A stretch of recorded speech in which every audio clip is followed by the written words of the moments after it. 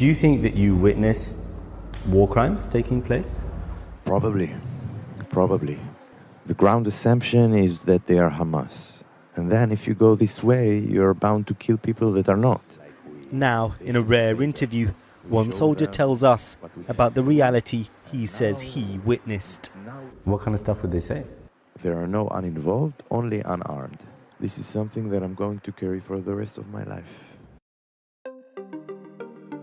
It starts with a simple question and ends in objective reality. Through our journey from there to here, we find one another and ourselves.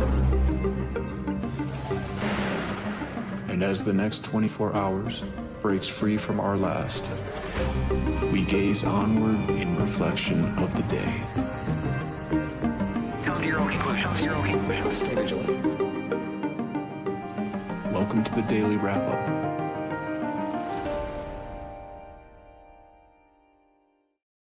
Sunday, August 24th, 2025. Thank you for joining me today.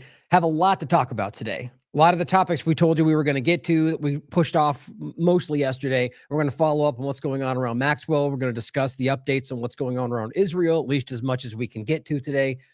But a lot more than that. I put together quite a bit today that I think is really relevant. A lot of it building off the show we did yesterday and the few that we've done recently. The really important one that kind of overlaps the technocratic tiptoe, the one yesterday around the Pronomos Capital and the Teal universe and the funding of all these Freedom City / technocratic hellscapes, the idea of the Smart City, Freedom City overlap, the funding around Prospera and how it all ties together, like on the record ties together. It's quite obvious that I want to build on that today and show a couple more points that I think are very relevant. But like I said, there's quite a bit to talk about today.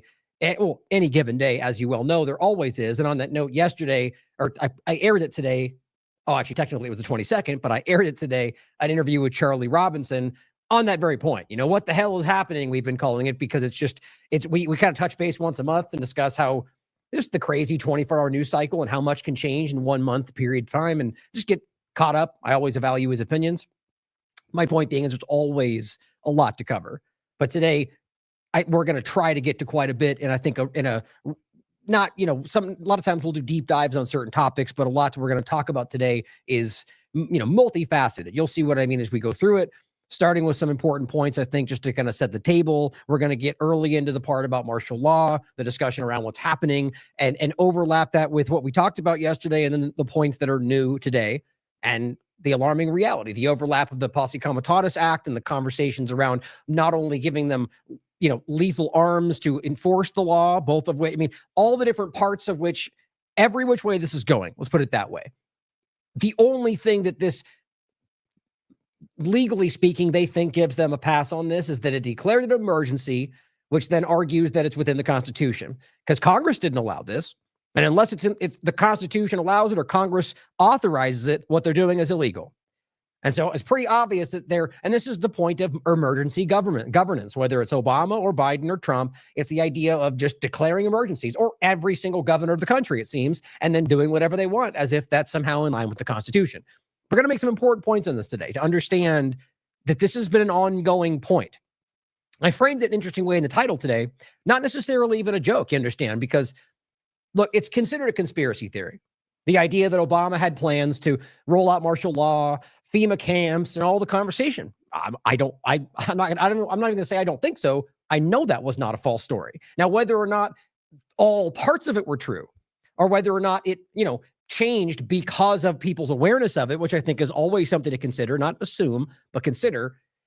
The point is that there were elements of that reality that absolutely were real. And if you look at it, which we will briefly today, you'll find shocking overlaps to what's currently happening today. And so I think it's really interesting both to show you the continuity of left and right and not just the government, but also to hopefully reach people who don't want to see that it really is the same idea. Or rather, as I point out, I was talking to someone today, if Biden was doing what you're pointing to, that wouldn't be okay. Whether it was Maxwell, like if Biden was making a deal with Maxwell in any context, you damn well know what the conservatives now cheering it on or gaslighting it would say. Now, that's not to make point about whether right or wrong. It's about hypocrisy and trying to reach those people to show them that this is the same agenda that they were fighting before. We're going to talk about the overlap in this within the current reality of DC and the other states that it's rolling out to. We're going to talk about the plan that was kind of laid out in regard to the all-encompassing federal control over this, not just involving the Guard, but I guess the IRS, all sorts of different parts of this that are happening in these at least in the states in which this is starting to happen. At least that's the way it's being framed, and I'll show you what I mean directly from the people in charge. We're going to go over the Abrego Garcia updates that I wanted you to see, and within that, talk about immigration and all the different horrifying realities. And let's not forget, as I made very clear yesterday, and it's not a secret, it's listed in certain points of, talking points in different interviews, but it's not really made public for most people, I would argue, that this is the immigration agenda. What they're doing in Washington, D.C. is, if not half, almost entirely, depends on who you listen to. And I think the metrics show you a large portion of people they're going after about immigration. It has nothing to do with the reality of DC crime on the regular, just going after people who are, have visas or green cards, but had a traffic stop 3 years ago. That's not what people are pretending is happening. But my point is that this is the same agenda. So it should make you wonder whether either of those narratives are actually what this is. And I think it's obvious that's not what's happening. We're going to go over how Garcia, his story really does make an important point about what's been going on, the rampant lawlessness of the government around this whole story, and the vindictive nature of what they're now doing. And again, some really horrifying stories about U.S. veterans being beat up by ICE or being arrested, or just on and on and on. Everything the people supporting this pretend is not happening, or it's all somehow a Democrat ruse. The truth is, it's very clear. Trump supporters, veterans, people with U.S. citizenship, green cards, visas, or seeking citizenship the right way are all being treated as criminals should they be in the wrong place, the wrong time, and usually with the wrong skin color. I don't think it's even about race at the end of the day, but that is a driving force in this. And if you're ignoring that, then you're lying to yourself. We're also going to talk about, like I said yesterday, the show from yesterday, the Pronomos Capital, and the kind of overarching point around all of that, which is the largely the Washington, D.C. extension, Freedom City, technocracy. But I want to update some points around that you might have seen.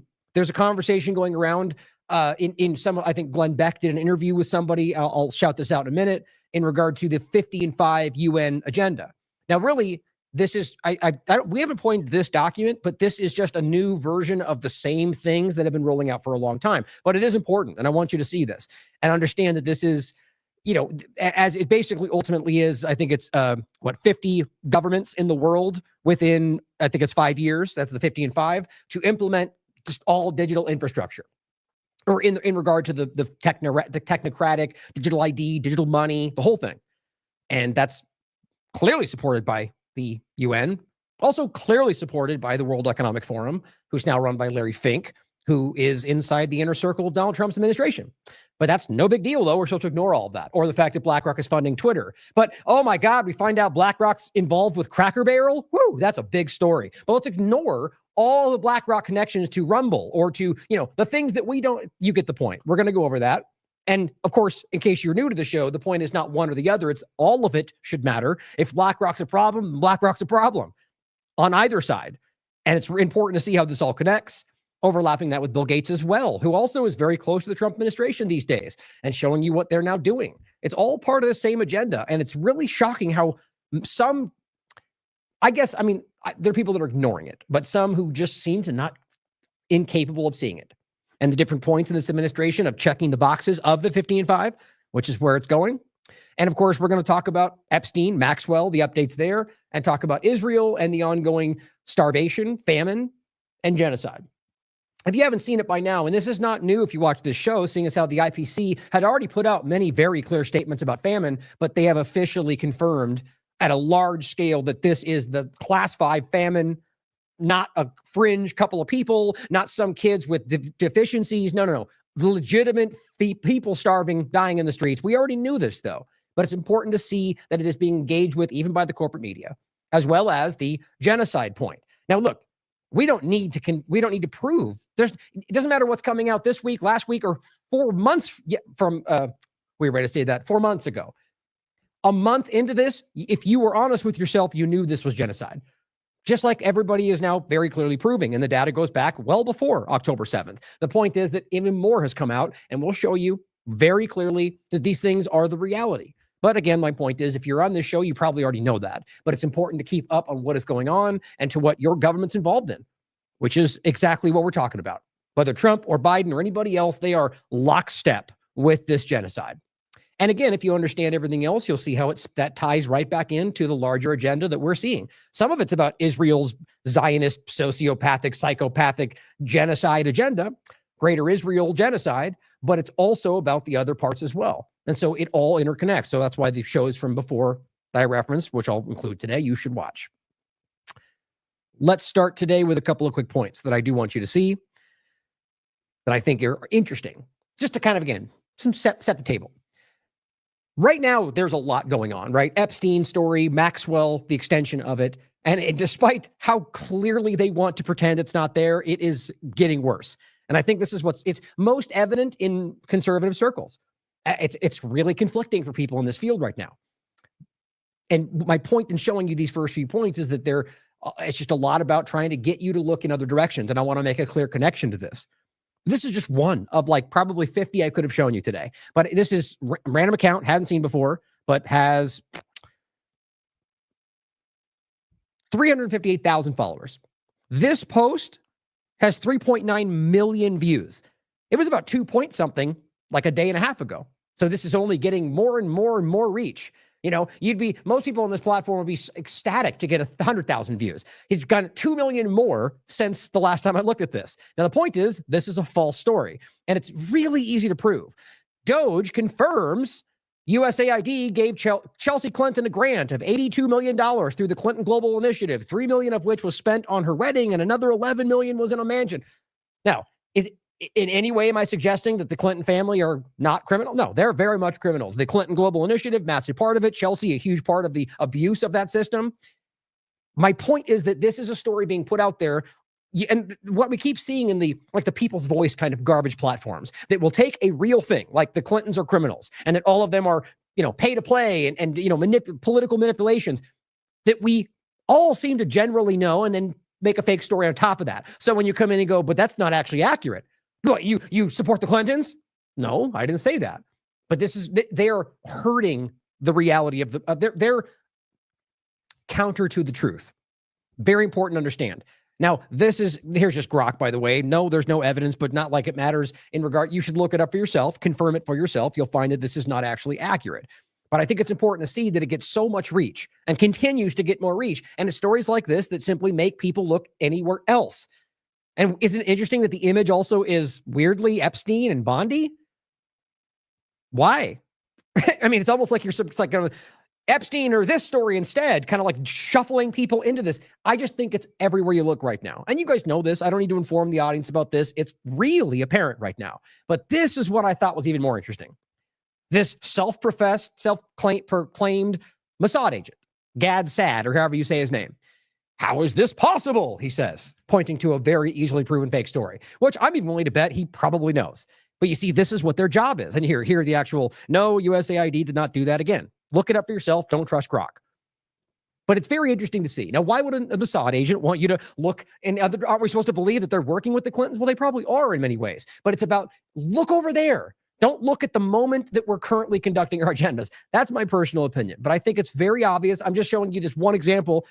Take it in your mind and look on Twitter, look on Gab, look anywhere else. You'll find this stuff all over the place, which is free speech. They're allowed to do whatever they want in regard to speech and posting, but acknowledge how wild it is and how much engagement it gets with people that want to talk about the truth, to claim they do.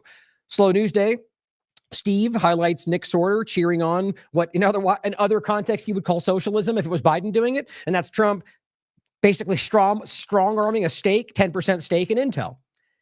Steve says, so if I have this right, in the last month, Trump has given Palantir the green light for a centralized database on every U.S. citizen, federalized the police force and plans to expand to every major city, nationalized a key segment of industry. Are we winning yet? Team freedom? I don't even need to explain. It's embarrassing that people are pretending like this is in any way what we voted for. He had a mandate. And people just like this. Their job is to cheerlead. That's what it is. But again, if Obama did that, what do you think they would say? That's hypocrisy. Also, this is the point about the Cracker Barrel thing. DC Drader goes, let it forever be known, Cracker Barrel. And the other CEOs have destroyed their careers. Yeah, I don't disagree in regard to like the Gillette thing. Charlie and I talked about this in the last show, in the show I played today. My point, though, is that with all that's going on, you'll find a very weird amount of time focused on things like this. All of them making like 17 tweet threads about how Cracker Barrel and the woke agenda. Yeah, I get it. It's ridiculous, but it's a very small story in the real picture, especially when you understand that it's not even really about the woke ideas. It's about control. But I think it's obvious that this is about looking somewhere else. And I said both sides of the false binary are all out there dutifully supporting the current thing. How very woke of them all. All of them, left and right. Now we're going to come back to a point, I think, also of DC pointing about a BlackRock connection to these, and we'll make that when we get there. Of course, the one time they want to care, or at least in the context of today, of where BlackRock is invested, but they'll blind themselves to every other example of it when it comes to their team. Now, we also see this kind of stuff. And this is for the podcast, Bolton, the raid of his house and the claim from some unnamed, Jones secret DOJ sources that all tell him there's going to be a massive run, all these grand juries and all these investigations. Here comes the QAnon claims in earnest. Didn't say that, but that's exactly what this represents. Grand juries and military tribunals. And okay, I'm not suggesting that there's not going to, I don't know. It wouldn't surprise me with how desperate they seem that they would start throwing people onto the bus to stop where we're all looking. Bolton seems like a possible example. Like that would actually make sense to me because he's a very hated person, but he also kind of knows where the bodies are buried, right? So you wonder if that will, my point is, this is Jones saying the FBI raid on Bolton is part of a much larger DOJ strike force operation to target the deep state. Right, of course, because the deep state's it's only one half of the paradigm. Because it makes sense that an entire structure trying to overtake our government would only focus on part of it, right? Because that makes sense. So stupid to pretend like this is not an obvious, the deep state being used by these people as some kind of generalized term to just point at Democrats. It's just lazy.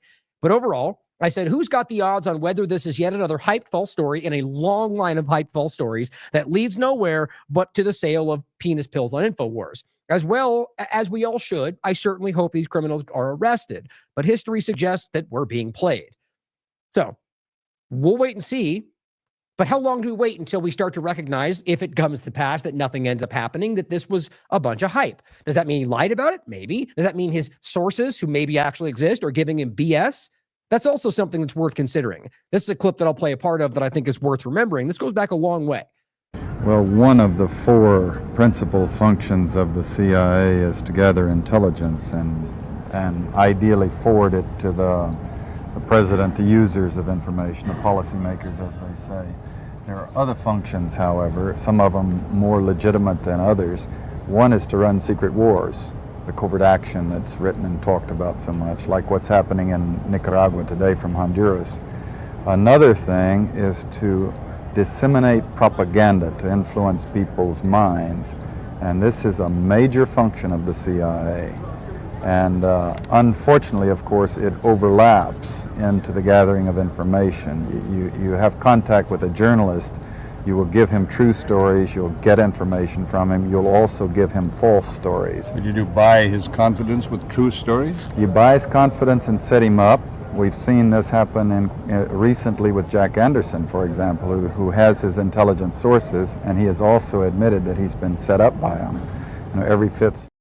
Now, you get the point. It goes on a little bit longer. The point is simply, he goes, every fifth story was, they give you true stories, and every fifth one was false. That's what the truth and the true stories were all to gain your trust. So that one that really mattered was misled. My point is that we have to consider that today, right? And that the idea, I'll come back to this really quickly. I just saw that when I was waiting. The idea that this is just more of that. I mean, look, the history is clear. You can look up whether this platform, which is just this game that he was right game, is so lazy because of how often they're wrong. Doesn't mean they're not occasionally right about things that everyone also saw too, or just other times that they had some insight that we didn't see. But it's just not accurate. And I cover this for a long time now. And not just in general, I mean. But the next point is the same thing. He has the same post that says, huge DOJ actions are coming. And then the next day posts this blank piece of paper. Boom. That's what it says. Who knows? Maybe we're missing some QAnon secret code that we don't recognize. But it says, is that the new Epstein list that Trump released? Good point. But the point overall is that, if we see more coming, I think we should all hope to see people who are criminals get arrested.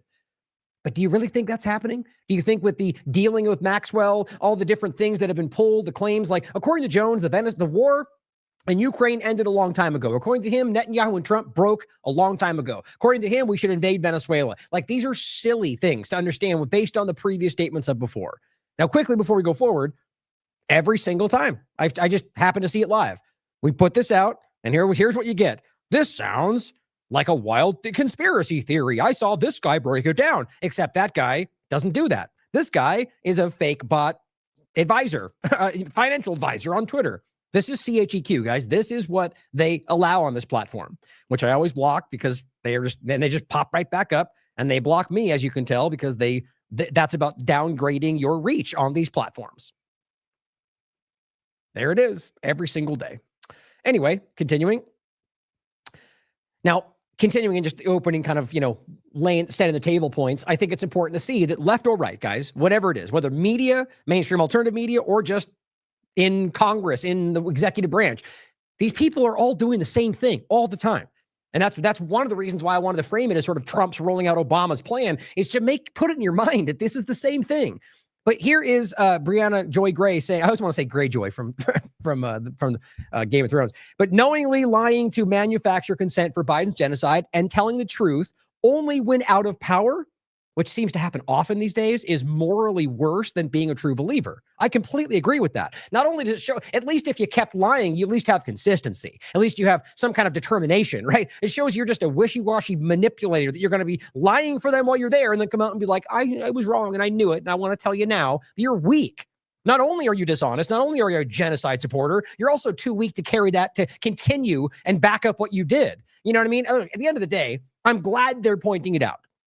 And look, maybe it is just that they had a moral breakdown and then finally realized they were wrong. I hope that, as much as I think Matt Miller is a disgusting person. The point is that he came out and admitted this now in multiple interviews. Former U.S. State Department spokesman Matt Miller, Netanyahu told us he intends to continue the war for decades and was imposing conditions when we sought a deal. The Israeli government has been obstructing a ceasefire and now setting new demands. It's insane that he can say that publicly and doesn't even influence remotely the current situation. All the same platforms lying, the U.S. government lying about the fact that's this Hamas's fault. It's all up to Hamas. How many more things? I mean, that's the thing.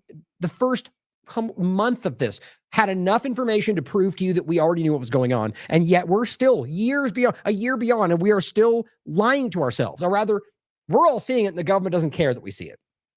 And here's an actual clip. You can listen to it for yourself. It's Matt Miller speaking, and it just says, there was an Israeli pattern we saw for months. Every time we almost reached a deal, Israel looked for ways to add new conditions. Yeah, you heard that if you watched this show, or anybody honest about it. Now, we're not going to go into Israel first, but I wanted to set the table for this is what Trump's administration is doing right now, too. The same thing with a little bit different slant. Usually what Trump is doing I did put off some stuff at the end too about like the potential Russia-Ukraine conversation. You might find out if you look that Lavrov is now saying that the United States is responsible for trying to blow up this deal. That may seem confusing if you only listen to Trump pretending he's trying to be a peacemaker. He's not. Or at the end of the day, at least maybe he does, and his real controllers don't want him to. But if you look at the pattern and look at the left or the right, the government itself, none of them want this to stop. And if they did, they'd stop it right away. So what this seems to me is the continuation of him looking like he's like the outside party, like I'm just helping out, even though he's a central player. The Pentagon also spoke up and said that they aren't allowed to bomb in Russia. It's like, yeah, let's acknowledge this is a U.S. proxy war like it always has been, and Israel as well, because they've been arming the Azov movement for decades. The point, though, it's the same damn thing. They'll gaslight you all day long and then try to gain your favor when they're supposedly the rebel party. Now they're the ones rebel fighting the big power. They're all the same thing. And it's just disgusting. We can't acknowledge that. Now, last point, back to the Intel thing. Howard Lutnick says, big news. United States of America now owns 10% of Intel, one of the great American technologies. Now, quickly, interestingly enough, Intel said in a statement that the government's planned stake in the company would be passive, which I highly doubt that Trump is even going to care, even if that's written in stone. And it says, with no board seats or special governance rights, the government agreed to a vote to simply vote in line with the Intel board and shareholders, except in limited circumstances. That's my point. You give them that loophole, they're going to do whatever they want. But the point is that you're basically feigning to just do whatever Intel wants. I mean, guys, you're just watching this fascistic overlap, and it's not about left versus right. It's not socialism versus it is the government, and it's a willingness to take whatever power it can, wherever it can, while screaming freedom. It's as far back as you want to look. And it's just interesting to me. And the point is not just about that, but what Massey points out, which I agree. Our government should not have ownership in private companies. Yeah, that's something Republicans used to all like everybody who cared about the constitutional reality all agreed with.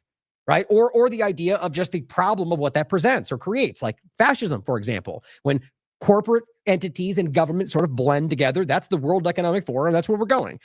There are so many specific problems with an arrangement like this, he says, but fundamentally, this is not who we are as a country. James says at some point it becomes necessary when every other government is going to do it. There's the old tired argument today. Well, they did it first, so you're a child and you're just as bad. Okay. Massey says beating communism by employing communism sounds like a great plan.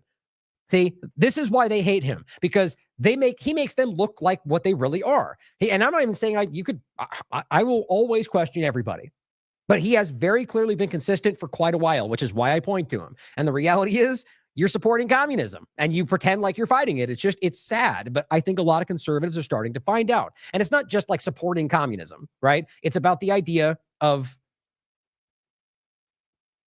using whatever they currently can to drive in a point of control. But communism or fascism or Zionism, these are all elements of what we're seeing today. Now, I wrote this out just to remind myself, right? Remember all the times we told you about how the government was shifting toward you? I mean, it goes back a long way. The war on terror turned out it pretty much got aimed at you, but we saw the same thing in the evolution of like the technocratic growth in this country. Whitney and I talked about this many times over the years.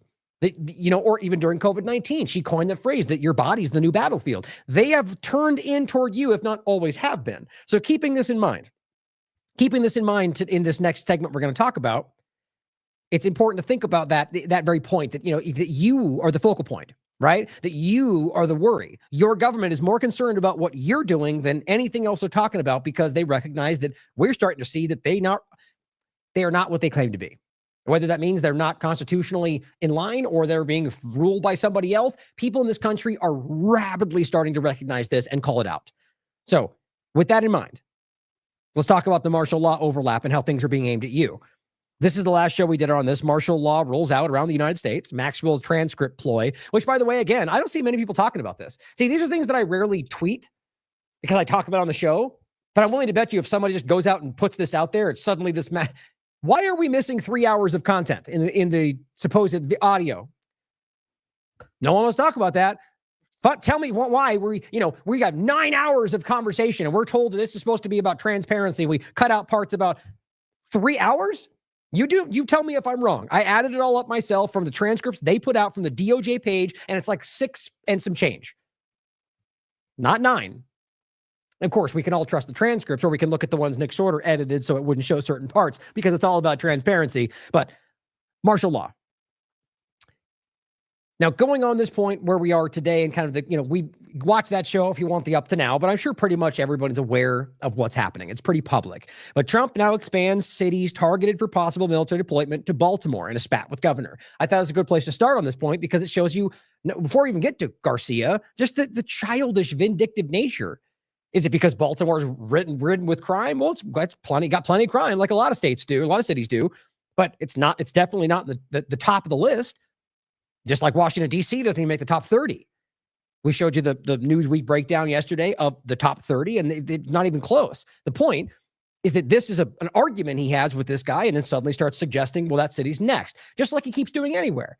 Oh, yeah, you don't like what I'm saying? We have to look into your school and change some funding. It's like that has nothing to do with anything other than your vindictive nature, because they're not blindly supporting you. Now, in another show, I may get into it, but there's apparently a report about Trump's blacklist, which doesn't surprise anybody if you're paying attention, that the idea is that they have a whole list of companies and whether or not they simply pander to whatever Trump wants. And if they do, they get more. Simple. Now, I wouldn't be surprised if that's what every president's ever done, but it's very, very clear in this administration. So this says last week, Trump said he was considering Chicago and New York for troop deployments, similar to what he has unleashed on the nation's capital, where thousands of National Guard and federal law enforcement officers are patrolling the streets.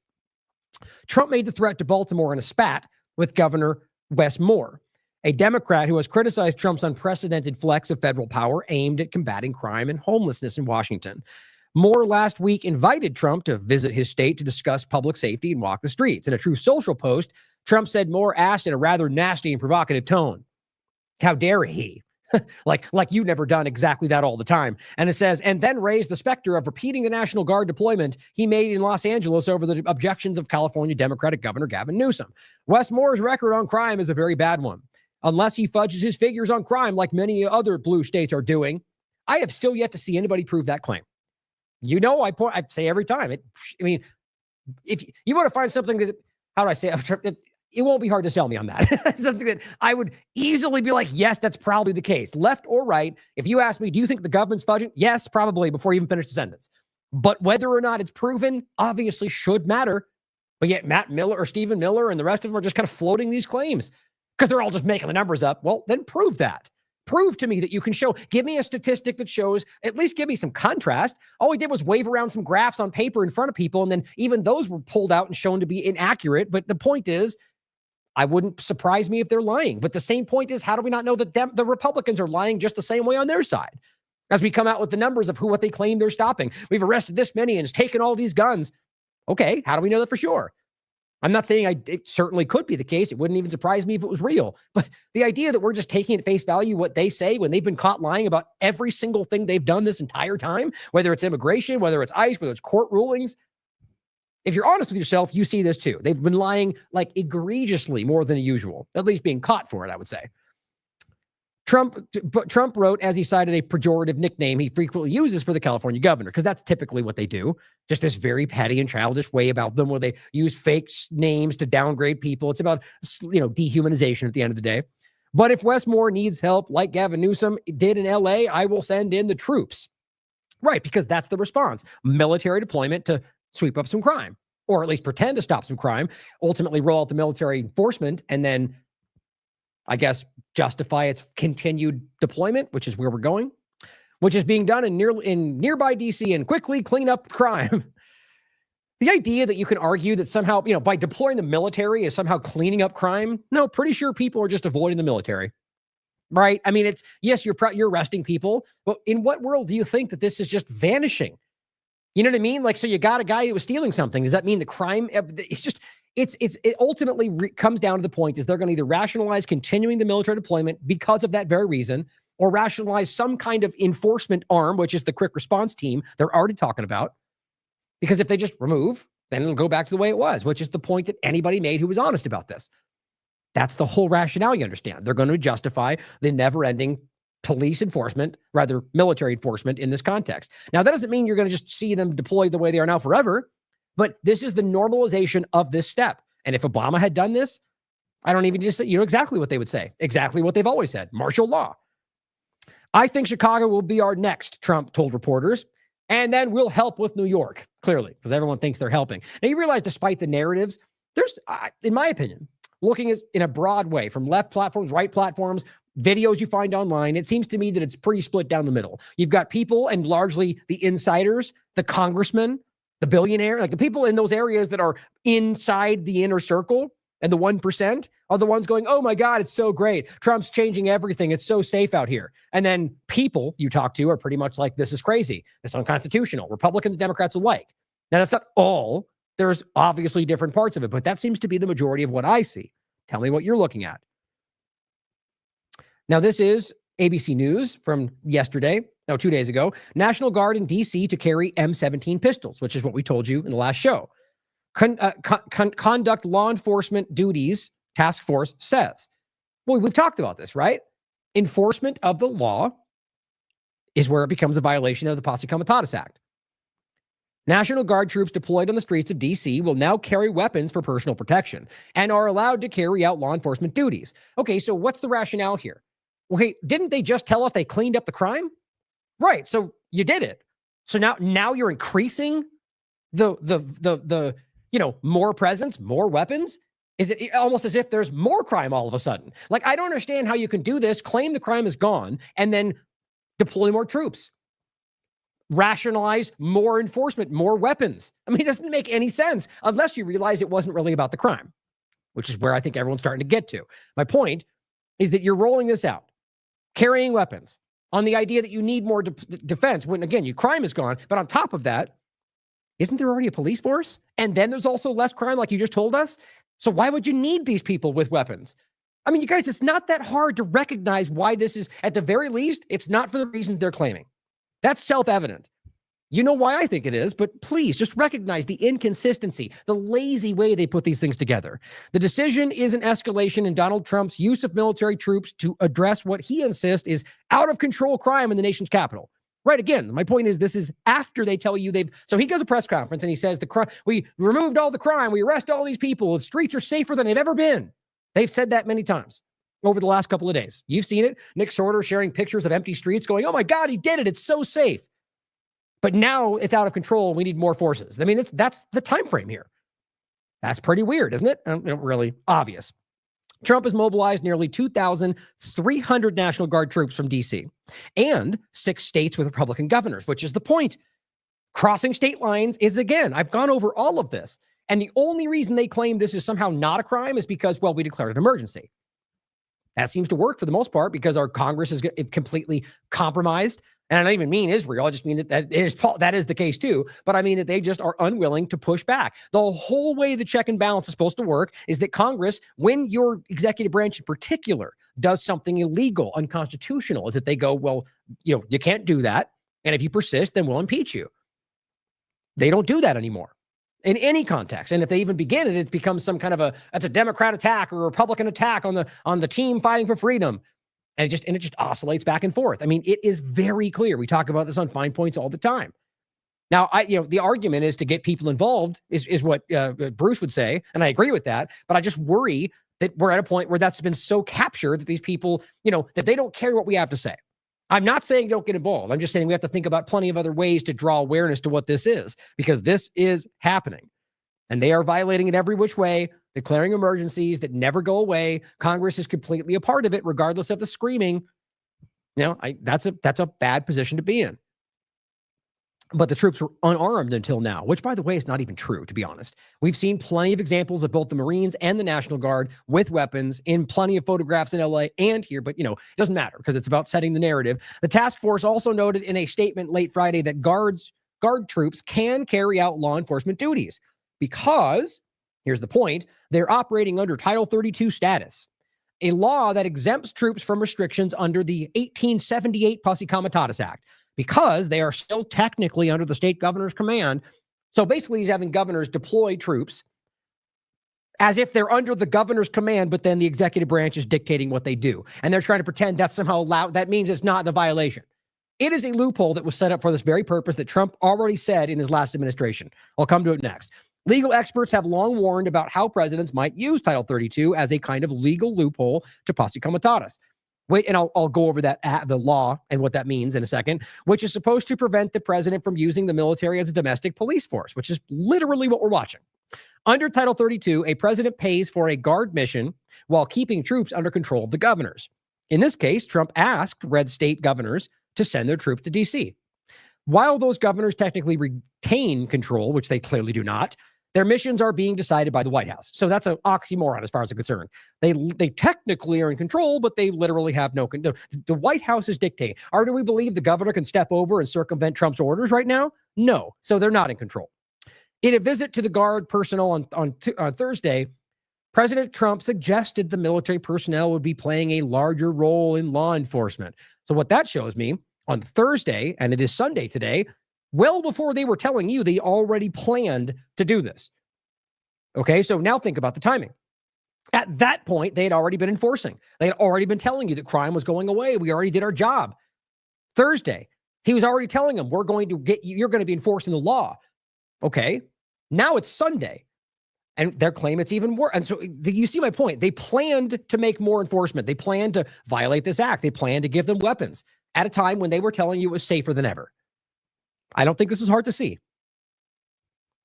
In his visit to the Guard troops on Thursday, Trump suggested the troops could stay for 6 months or longer. Yeah, we're going to be out of there so quick. It's going to happen so fast. How many times did he tell you that?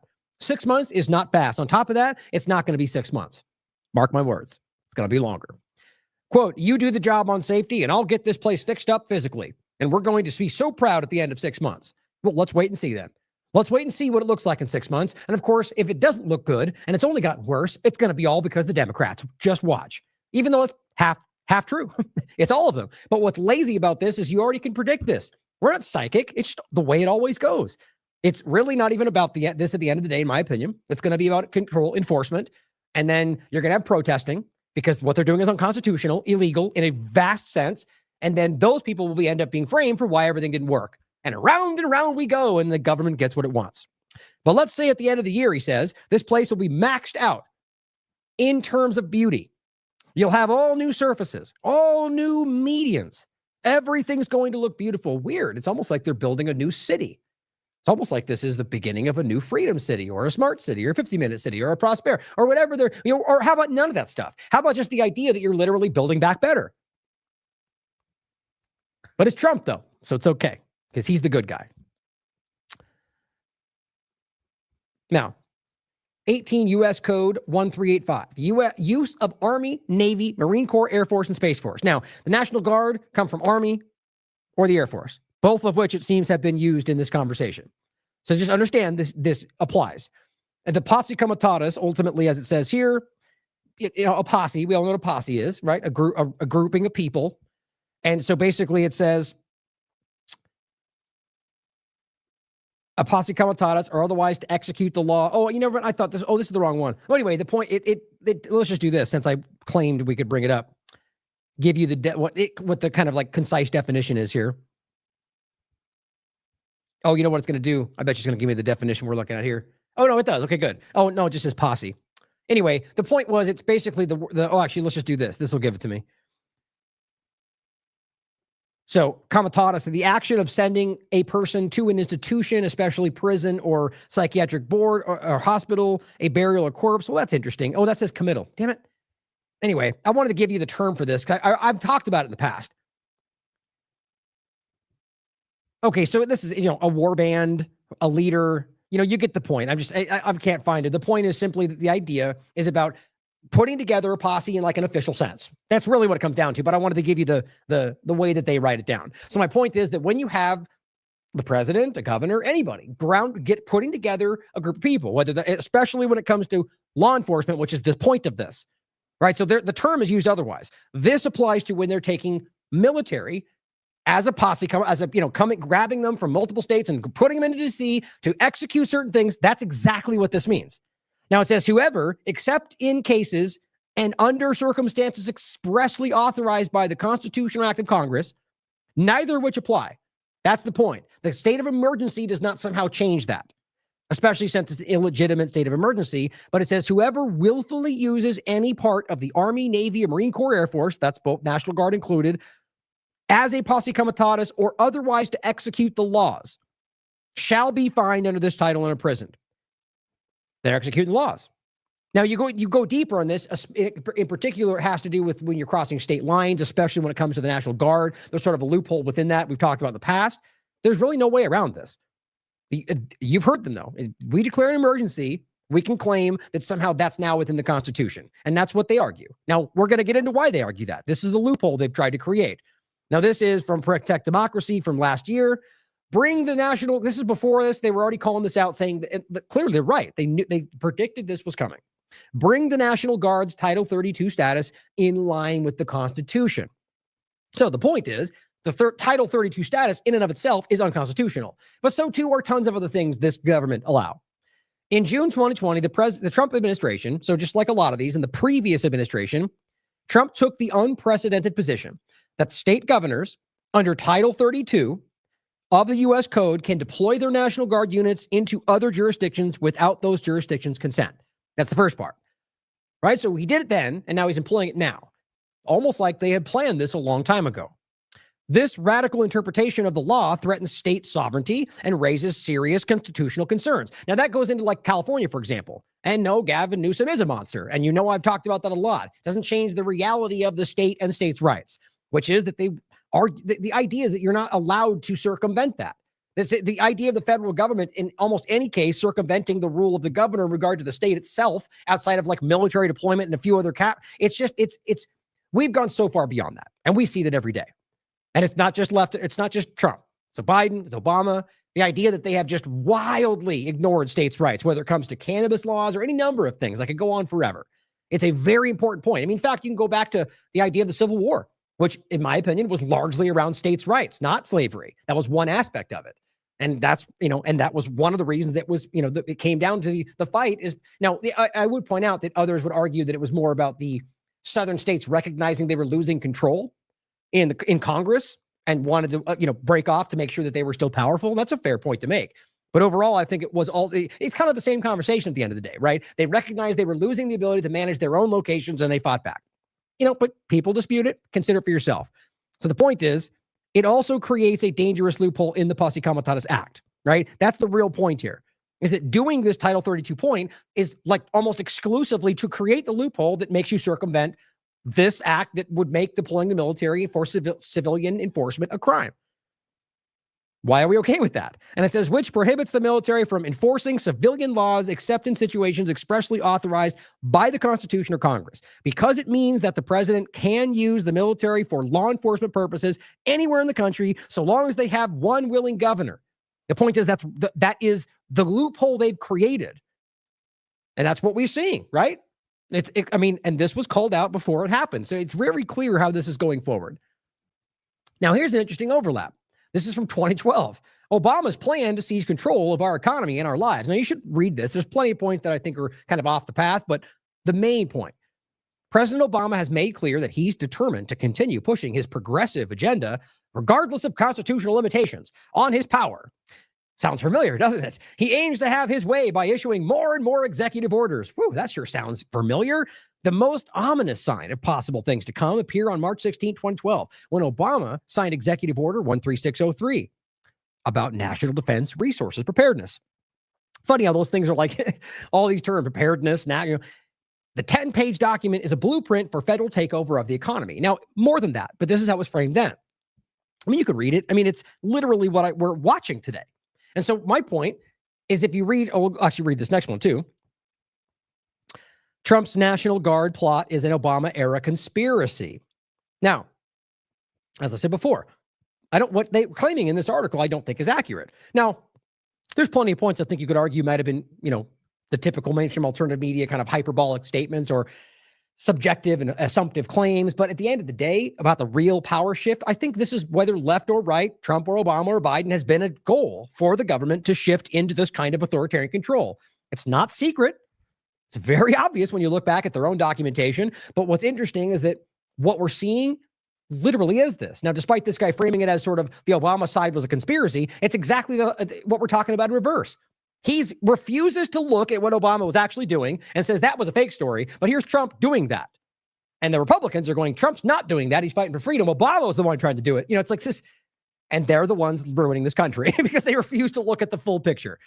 Here's what it says. During Barack Obama's presidency, conspiracy theorists love to say he would soon declare martial law, which in many ways he borderline did, if not did, in specific locations. Or the idea of things like the Smith Modernization Act, or the idea of being able to detain American citizens indefinitely. Like, these are all variations of the same conversation. Now, it says Wingnuts speculated Obama would use anti-Trump protests as an excuse to march the U.S. military into the streets. According to the wild theories, he'd use the coming riots to cling to power should the Donald win. Some even warned that shadowy brokers would play professional rioters. Isn't that interesting? Believers pointed to abandoned Walmarts along the side highways that would serve as FEMA camps, which, by the way, there's very clear evidence to suggest there is not every single one, but there's point that are not there. There is real plans for stuff like this. We've talked about it.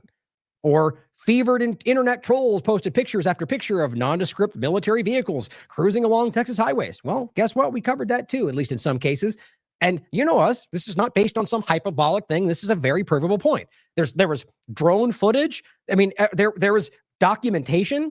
And the point was, at this random Kellogg factory, I forget exactly where it was. It was in Maryland, interestingly enough, an entire unit of heavily armed UN vehicles already on the U.S. soil in Maryland. Now, there was narratives for why, and maybe that's the case. You can look at it for yourself. The point was, there was this very weird, random spot where they just had this long line of UN vehicles. Here's a Trump post. If Chicago doesn't fix the horrible carnage going on, look at that.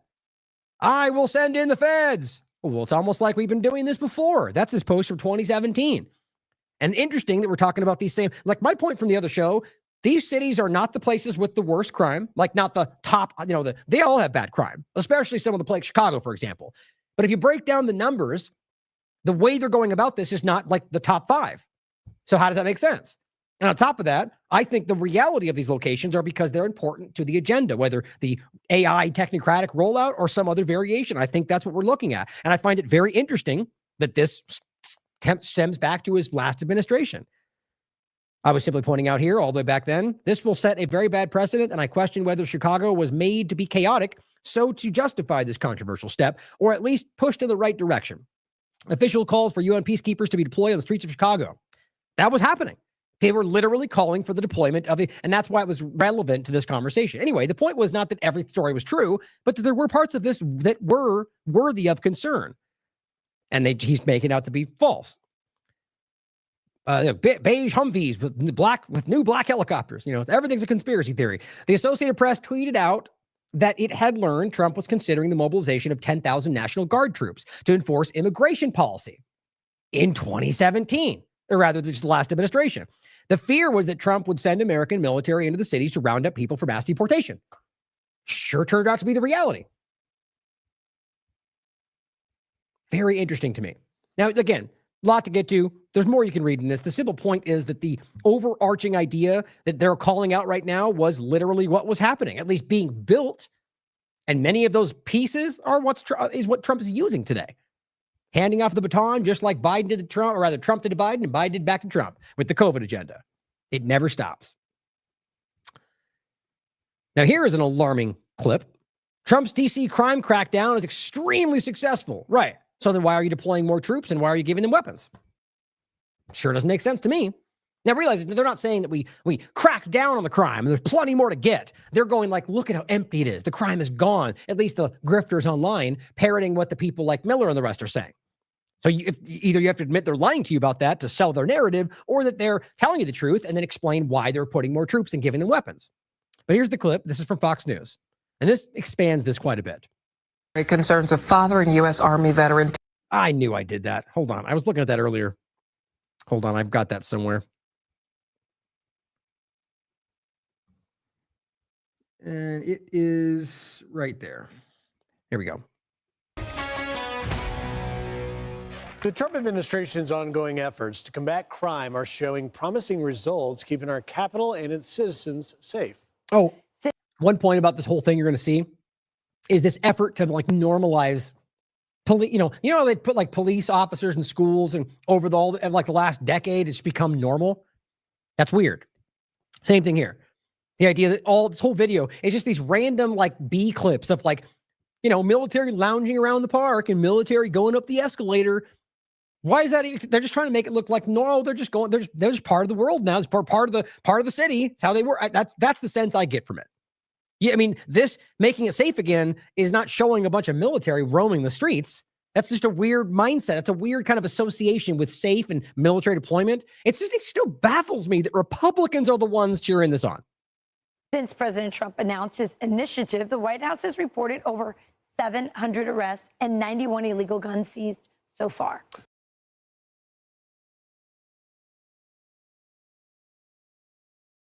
Okay, so this is what I was saying before. Is that true? Can you prove that? Maybe you can. Maybe there's documents that I couldn't see. I couldn't find it. But my point is that I don't believe, you know as well as I do, that the vast majority of people that support this, they see the report and they go, oh, we did it, report. Next order takes a clip and shares it online and says, we did it. We're looking at how much we're stopping, without even the smallest amount of due diligence. Despite the fact that they've got caught lying about the vast majority of the alleged Doge savings that they also all lied about. Right? Or any number of overlaps on what they're doing in this country and foreign policy, about the deals they're making, on and on, or about the immigration we're going to get to next. Lie after lie. And I don't mean like an opinion, like legitimate, like in their face, proven to be lies, and they all just move forward. Or covering up the Epstein case. My point is they're lying to you all over the place. So why would we just assume those numbers are accurate? I mean, they lied about the immigration numbers in the first place. They lied about everything. So my point is, it wouldn't surprise me. They're doing something, so there's probably people being arrested. I wonder if we'll come to find out those numbers were wildly exaggerated, or that 705 of them were a bunch of random people in the wrong place at the wrong time who barely even broke the law. This is what we're seeing. 300 illegal aliens, of course. This is the real point, I think, largely what they're trying to accomplish. And I think what we all come to find out, a lot of the people they go after are people that they're picked up on because of things they posted online, because they said the wrong thing about the Israel genocide. It's not a joke. We've all seen it from the way they started with Khalil and Ozturk. The most obvious cases of people that were literally not breaking the law and arrested and tried to be deported anyway, both of which they failed. How embarrassing. Garcia is now an example of that we'll get to in a minute. 5 known gang members. Well, seeing as how they keep lying about people they claim are gang members, like another one just got exposed. A Tren de Aragua member we got, and they posted about it at the DHS on Twitter, and then they got proven to be false. He wasn't, like literally proven that he was not part of the gang, that they lied about where he was, that he, on and on and on. Every single day I'm seeing these stories, and it's not something I'm just going, I see on Twitter and I share it. I look it up. We check the source material. We look at the government's own documentation and why they released him. Or the case of the guy they surrounded his house after they opened fire on his car, claiming he was an illegal immigrant and he attacked the cops. And then they finally got to him and then let him go. Why? Because he wasn't an illegal immigrant, because he didn't do anything wrong. We're going to believe that if he ran over cops, they would just let him go because, oh, he's in California. It's aggressive how much they're lying. So 91 firearms seized. Are you okay with that? Shall not be infringed. You realize that what they're saying, like seized illegal guns. What does that mean? What's an illegal gun? I mean, look, if we want to break this down to the real point of whether you even think there should be permits, because that's clearly a violation of the Second Amendment, but I know half the country disagrees. The overarching point is that half these are probably people with marijuana violations or people that don't have, that's not what I believe in. And I'm sure as hell know that most conservatives don't, but they'll just pretend that part of it's not there. Also like Trump saying, take the guns, due process later, or the bump stock ban, or all the very clear unconstitutional Second Amendment things that they all pretend aren't there. But, I could fill a warehouse of things that these people ignore. With the crime crackdown gaining significant momentum, could we be seeing a shift to cities around the country? The thing that they all swore wasn't going to happen, and now they're cheering it on. U.S. Marshal Service Director Gadi Saralta joining us now. Director, thank you for taking time. I think it's really great to hear from you, because as the country has watched these remarkable results, for taking time shift to cities around the country. U.S. Marshal Service Director Gadi driving crime. I want to make sure U.S. Marshal Service Director. We want to make sure I had the full title. Down. I myself, a resident of D.C., very glad to see this. I've been there for over 30 years. But I think, it's this sort of whole of federal law enforcement that has brought this, made it possible, not just. Okay, so if it goes beyond what they've already reported, and this is what they're claiming here, that they're working with every federal aspect of the state, then they're violating this in incredible ways. But my point is that you get these elitist suits going, it's so great what Trump is doing. Look at how great it is that we don't have to bump shoulders with all the peons every day. And then I hear from most people on the ground, including Republicans, that this is insane. People getting accosted on their own steps. People getting tackled because they're filming the cops. It's everywhere. We're going to get into it in a second. ICE or Border Patrol and now National Guard, but also the Marshal Service. Talk to me about how it's all working. Go back just a beat, and I'm going to let it play out because I want you to hear all the things you're listing. And he lists a bunch more. Marshal Service, why is this all necessary? To enforce the law. I mean, look, if we're going to pretend this was going to be some kind of gang standoff, well, that didn't happen, right? They just rolled in, arrested some people smoking on their streets, and then just called it a day. So my point is that ultimately, if they're working with Marshal Service and ICE and local police and the Secret Service that have deputized and everybody, it's just what is going? If you don't see by now what this is, again, it's kind of embarrassing, to be honest. As a unified team, not just ICE or sort of whole of federal law enforcement that has brought this, made it possible, not just ICE or Border Patrol and now National Guard, but also the Marshal Service. Talk to me about how it's all working as a unified team. So it's a unified command structure. It is led by the United States Marshal Service, and we're very proud of that. But it is a unified command. We have over 20 different federal law enforcement agencies. DEA, FBI, IRS, you name it, you name the federal agency, we got it here. Amtrak, we have. Okay, so what he's claiming is that the Marshal Service is kind of leading this all in some massive all-federal enforcement of the state, or the city even. Now, there's a whole weird overlap to D.C., which I think is part of what they're using to play this. But now that they're rolling out to other cities, that whole argument goes away. That somehow there's which is the reality of the kind of weird limbo statehood for D.C., and it's the seat of Congress. It's not technically a state. They don't have the voting rights. But the point is, and many people have wanted that to change over the years, that's what allows this kind of murky misunderstanding. But now they're talking about New York and Chicago. There's no way around this. That is insane. You're talking about an all of federal government enforcement and where the states' rights. I mean, you could go on forever in many examples. You talk to anybody who is an expert in the Constitution. This is so far over the top. I mean, this is what we've all warned about for a very long time. So it's so funny to me that the ones who always claim to be the leaders of warning and being ahead of things and predicting everything right are the ones who are pulling punches right now and ignoring this. Let's go invade Venezuela. Freedom, democracy. Have U.S. Park Police do a great job. Getty, so it's a unified thing. Getty, help me understand how this would work. So the National Guard, the Marshals, these extra forces that we don't normally see in these cities come in and they help get the crime down and then they leave? Or will we see a smaller presence remain? And then the other question I have is, we're hearing, other cities saying maybe Chicago, we should go to Chicago, maybe Baltimore, maybe New York City. So is there enough resources to go around, these extra resources to go around and help in all these cities? Before he answers, right? They go in and get the crime down.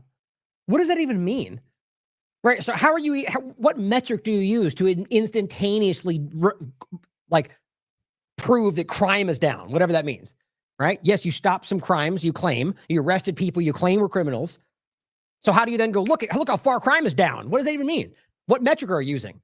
Right? Are you real-time surveilling the streets and going, look at, the idea is, yes, you can see that people aren't in the streets, which is weird to me. Why that's a positive note, I don't know. During the day too, by the way, it's very weird. At least on the videos that I've seen. It's of course, I would argue it's during the midst of the massive crackdown.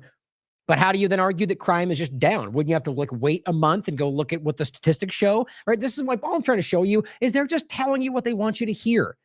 We'll have to wait to see how this pans out to truly understand the repercussions of what actually happened. But as always, left and right, they're just narrative controllers. These morons and their blow-dried hair and their average, these fake informers sitting there in their suits and green shirt and green dress. I argue that they're so far outside the know, they just are repeating what they're told to this point. And I feel like you can see it. Compare them to propagandists of 20 years ago. And yes, I do argue they were still propagandists, but look at the difference.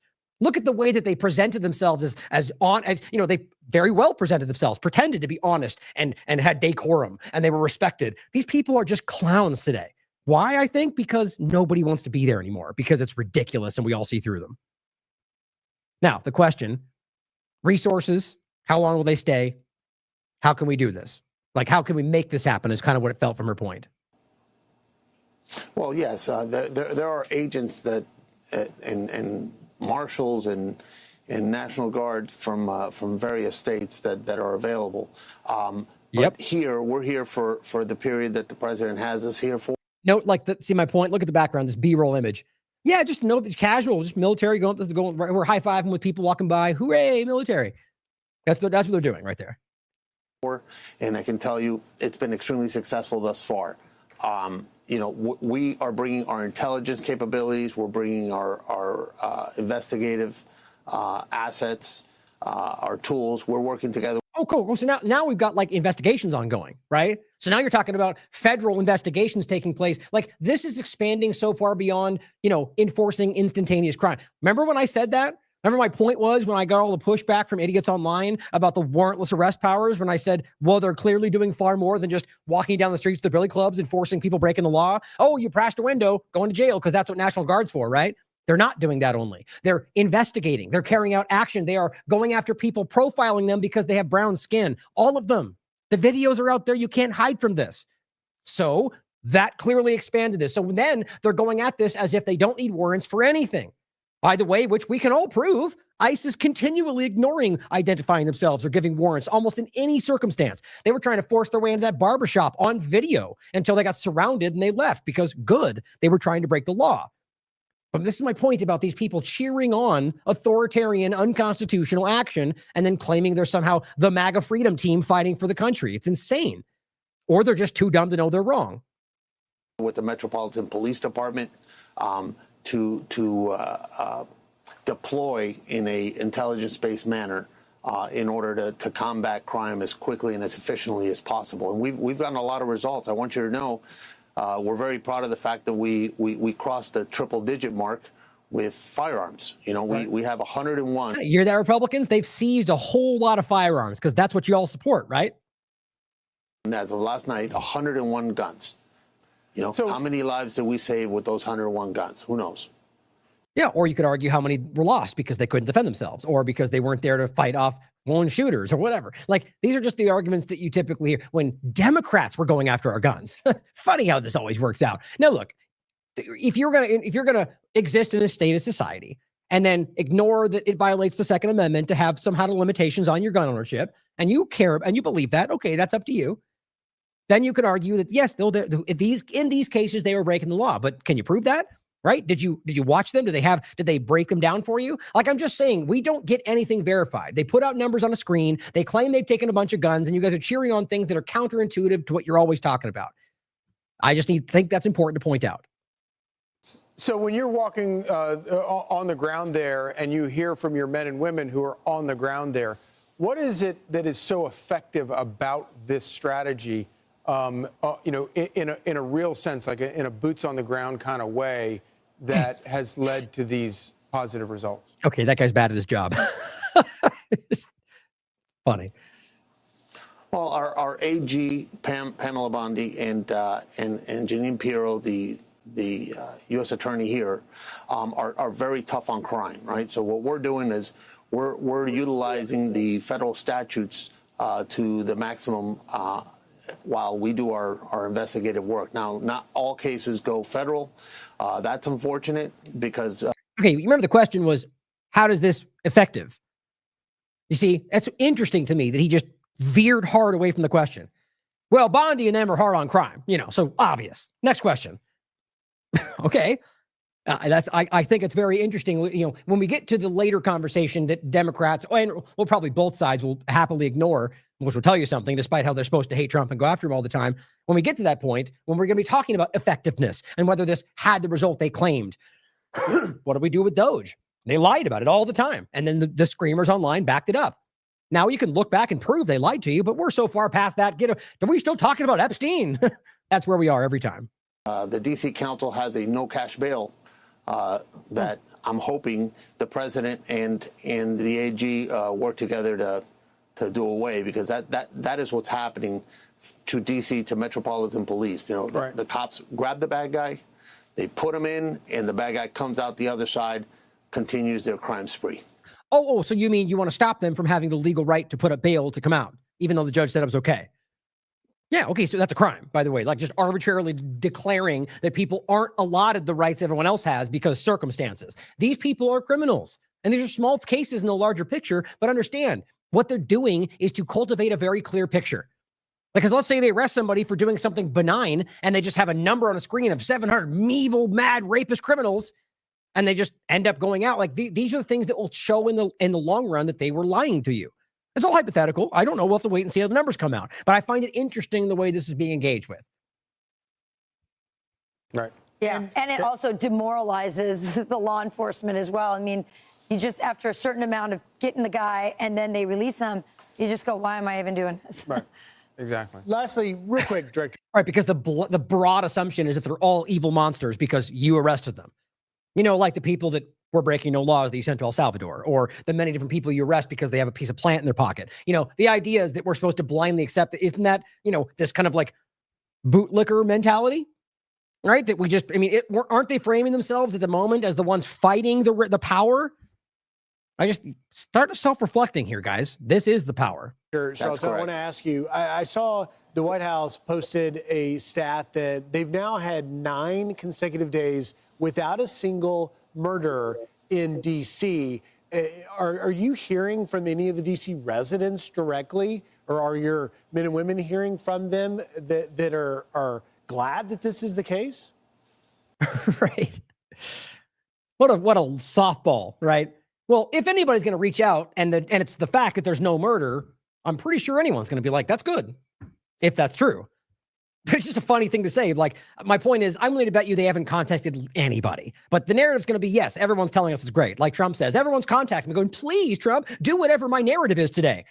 Don't believe it. He's lying about a lot of stuff. Like, please, Trump, make deals with me. That turned out to be false. The overarching point in regard to the, gosh darn it. Sorry, the podcast, I just accidentally put this back too far. Hold on. That are glad that this is the case? Yeah, there we go. Hearing from any of the D.C. residents? So before I keep playing the point, I just want to get my shot again. The point was about the murder in regard to the claim of how many are normally there. Now, if you look back at past years, I think it was like 4 or 5, which is what they said in the same time frame. And now they've had 10 days without it, which is good, objectively. No murder, good, right? It's not hard to point out. But it's the same point they make with El Salvador. So you roll out military martial law on the streets. You arrest people for doing the most benign of things, so you set a tone. If you're outside, you're going to get accosted. Do you think criminals who are aware of that are going to go out and conduct crime? No, I mean, this isn't a fake impression. Now, in El Salvador, it's the same kind of thing, except what they did was make deals with the criminals. They literally made a deal with MS-13 in order to effectively make it look like crime went down. And they've suspended civil liberties. They have martial law. Oh, weird. Just like we're doing here, it seems. The point overall is that this is an illusion. Even if they are not that you have the less crime because when we find the metrics, I'm sure it'll pan out. It's like with COVID-19, right? Everybody was off the street. So suddenly everything's great. No, they just stopped going out. And when this dissipates, people will go back out, which I guarantee will be the rationale for why this doesn't go away. But I just think it's important to think about. Just because no one's on the streets doesn't mean everything's changed. Directly, or are your men and women hearing from them that are glad that this is the case? Well, I can tell you, I go out every night, right? I go out every night and I do talk to the residents and the passerbys, and they thank us. We consistently. Do you believe that? No, look, I'm willing to bet anything. You'll find some residents that would probably thank them. But do you actually believe that he goes out every night and talks to people on the street? I flatly don't believe that. These people are so far, they look at you like you're the peons. You're the serfs. Right? They are a different species half the time in their mind. So I just think it's funny to me. Now, maybe not him in particular. My point, though, is nonetheless, even if he's not in that elitist 1% upper class, these people don't do that. It's just, you can look in any context. They'll send out a patrolman, right? I just think it's kind of sad that they always want to project that they're just like you. Look, I play the guitar. I'm just like you. And half the time, it's not the case. Just my thought. Here, thank you for being out here. We appreciate you. You guys are doing a great job. Those are all some of the commentary that we hear from the people. Now, interestingly enough, I was at Union Station not too long ago, 2 or 3 days back, and there was a guy that was yelling at us. And I got enough out of him to find out that he came here from Pennsylvania. So it seems to me like the ones that are complaining are not even from here, and the residents are extremely happy that we're here. Same point. Is that true? Who knows? Knowing how often they lie, you never. But is it relevant that the person who is unhappy with your unconstitutional actions is somehow from a different state? Pretty sure we all exist under the Constitution, or at least we all agree with the inherent rights of the Constitution, or at least people do. Funny point to make. He doesn't even from here, so it doesn't matter, even though they're currently deploying to multiple states in the country, right? Interesting argument. So we're these agencies and our agents are doing a great job. I'm very proud to be leading this in this capacity, and we're going to get crime down and stamped away in D.C. here soon. All right. Oh, but I thought you said it already did, though. Trump's been circling the ground. Like, we did it. It's over. The crime's gone. It's all down. Look how empty the streets are.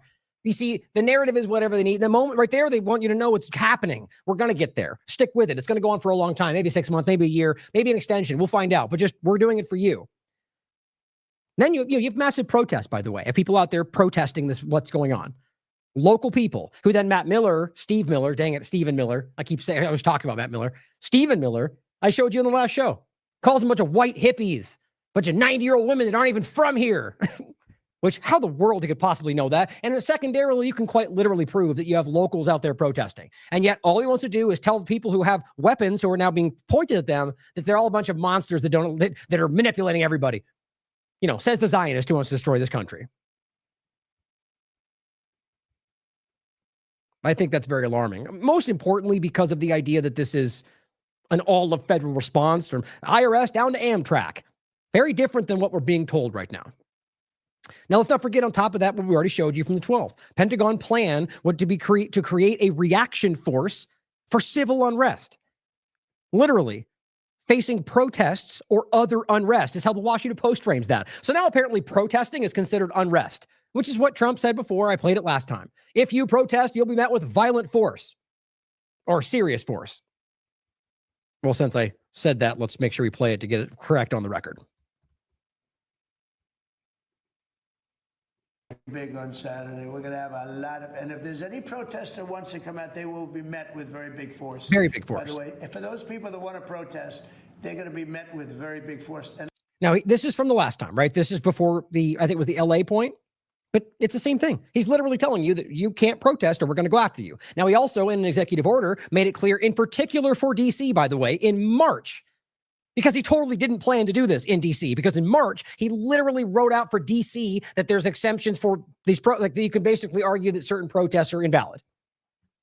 It's embarrassing how clear it is if you just care to look at the full picture. This is not some reaction to what's happening. This is a planned out effort.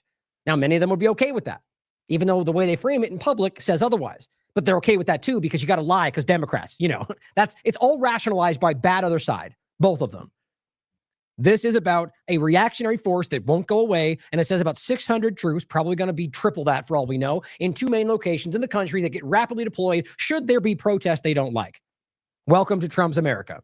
Or really, the point is, this is aimed at people that need to hear that. The U.S. government. Biden, Trump, Obama, Bush, same damn thing. Of course, next order comes out and says, D.C. now has gone 10 days without a single homicide. Thanks to President Trump.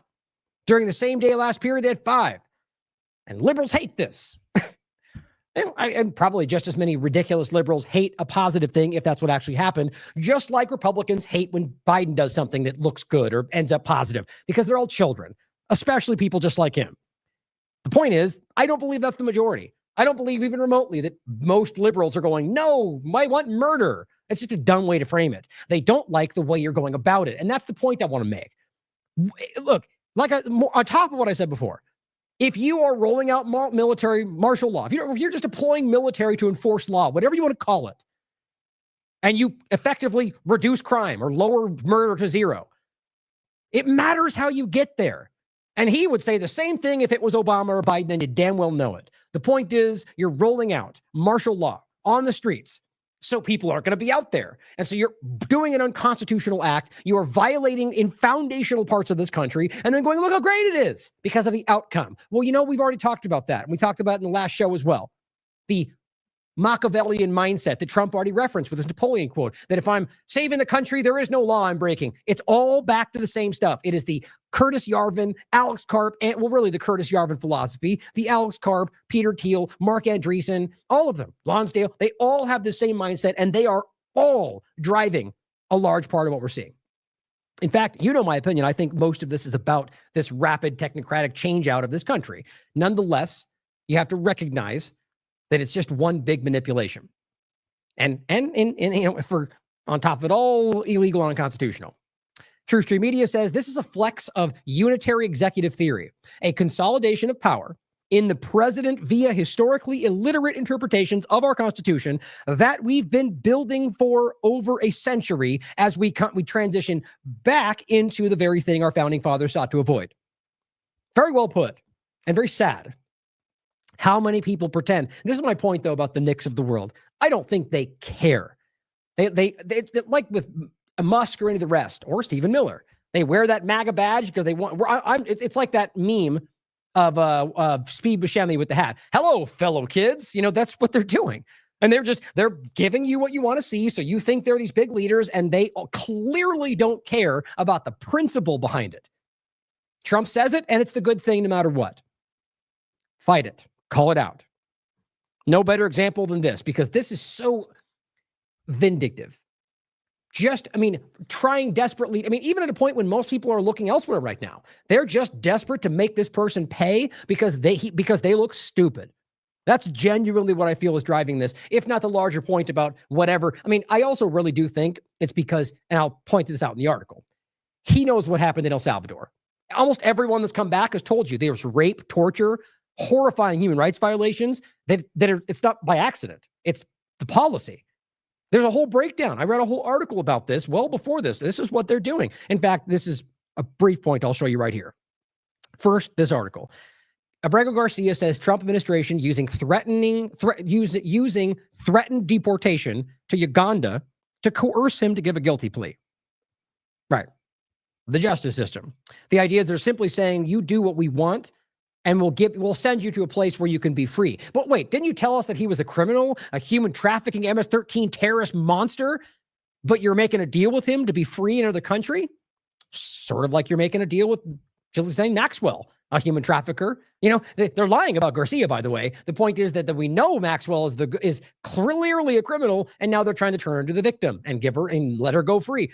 Garcia, they're trying to send away to a foreign country, but if he's willing to plead guilty, they're claiming at the very least that they'll send him somewhere where he can go free. I'll read it to you right now. On top of that, if he doesn't plead guilty, well, we're going to send you somewhere where you're going to suffer. Freedom, democracy. Now, of course, all the morons out there that want to scream somehow that these people who don't have constitutional rights fundamentally don't understand the Constitution, which explains why they are cheering on martial law.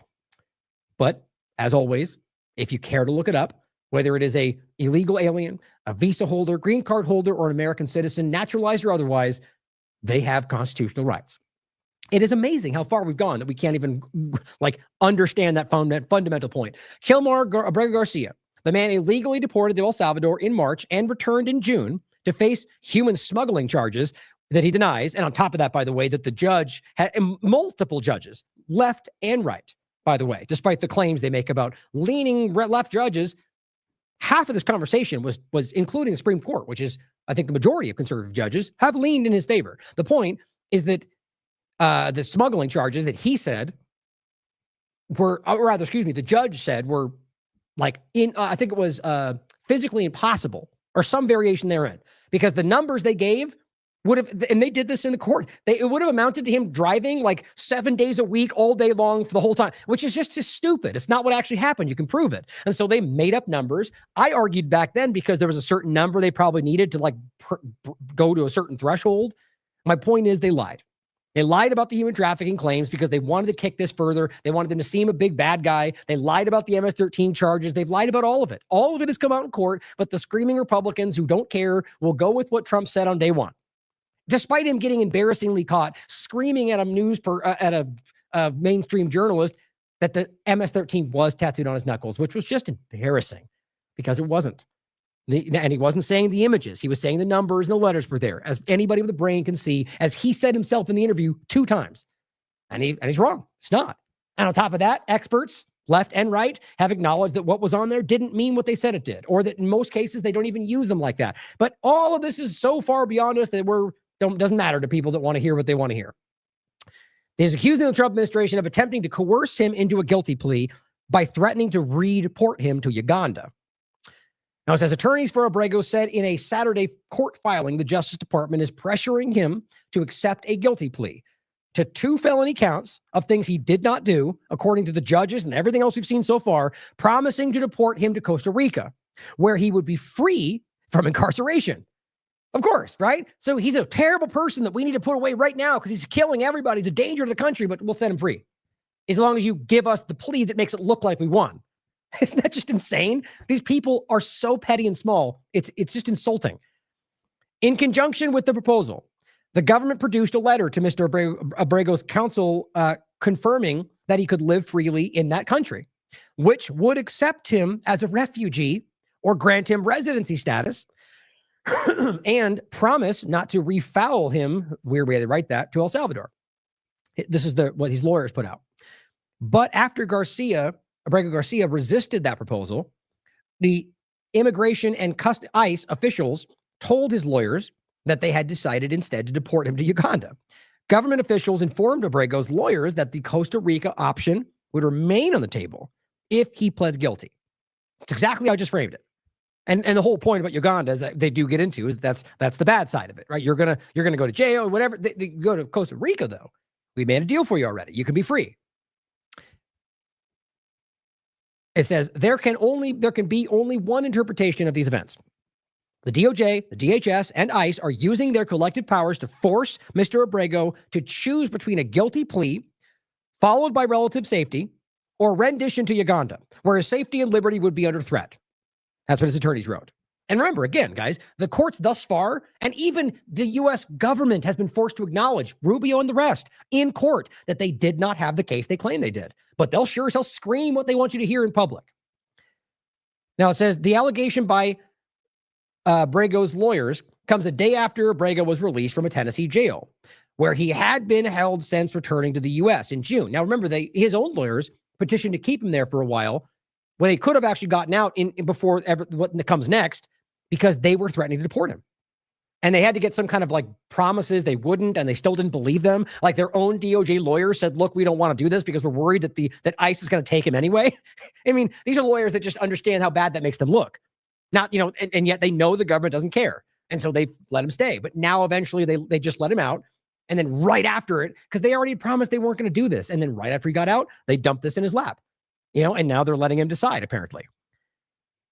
It says he is being instructed to report to a Baltimore ICE field office first thing Monday. That's tomorrow.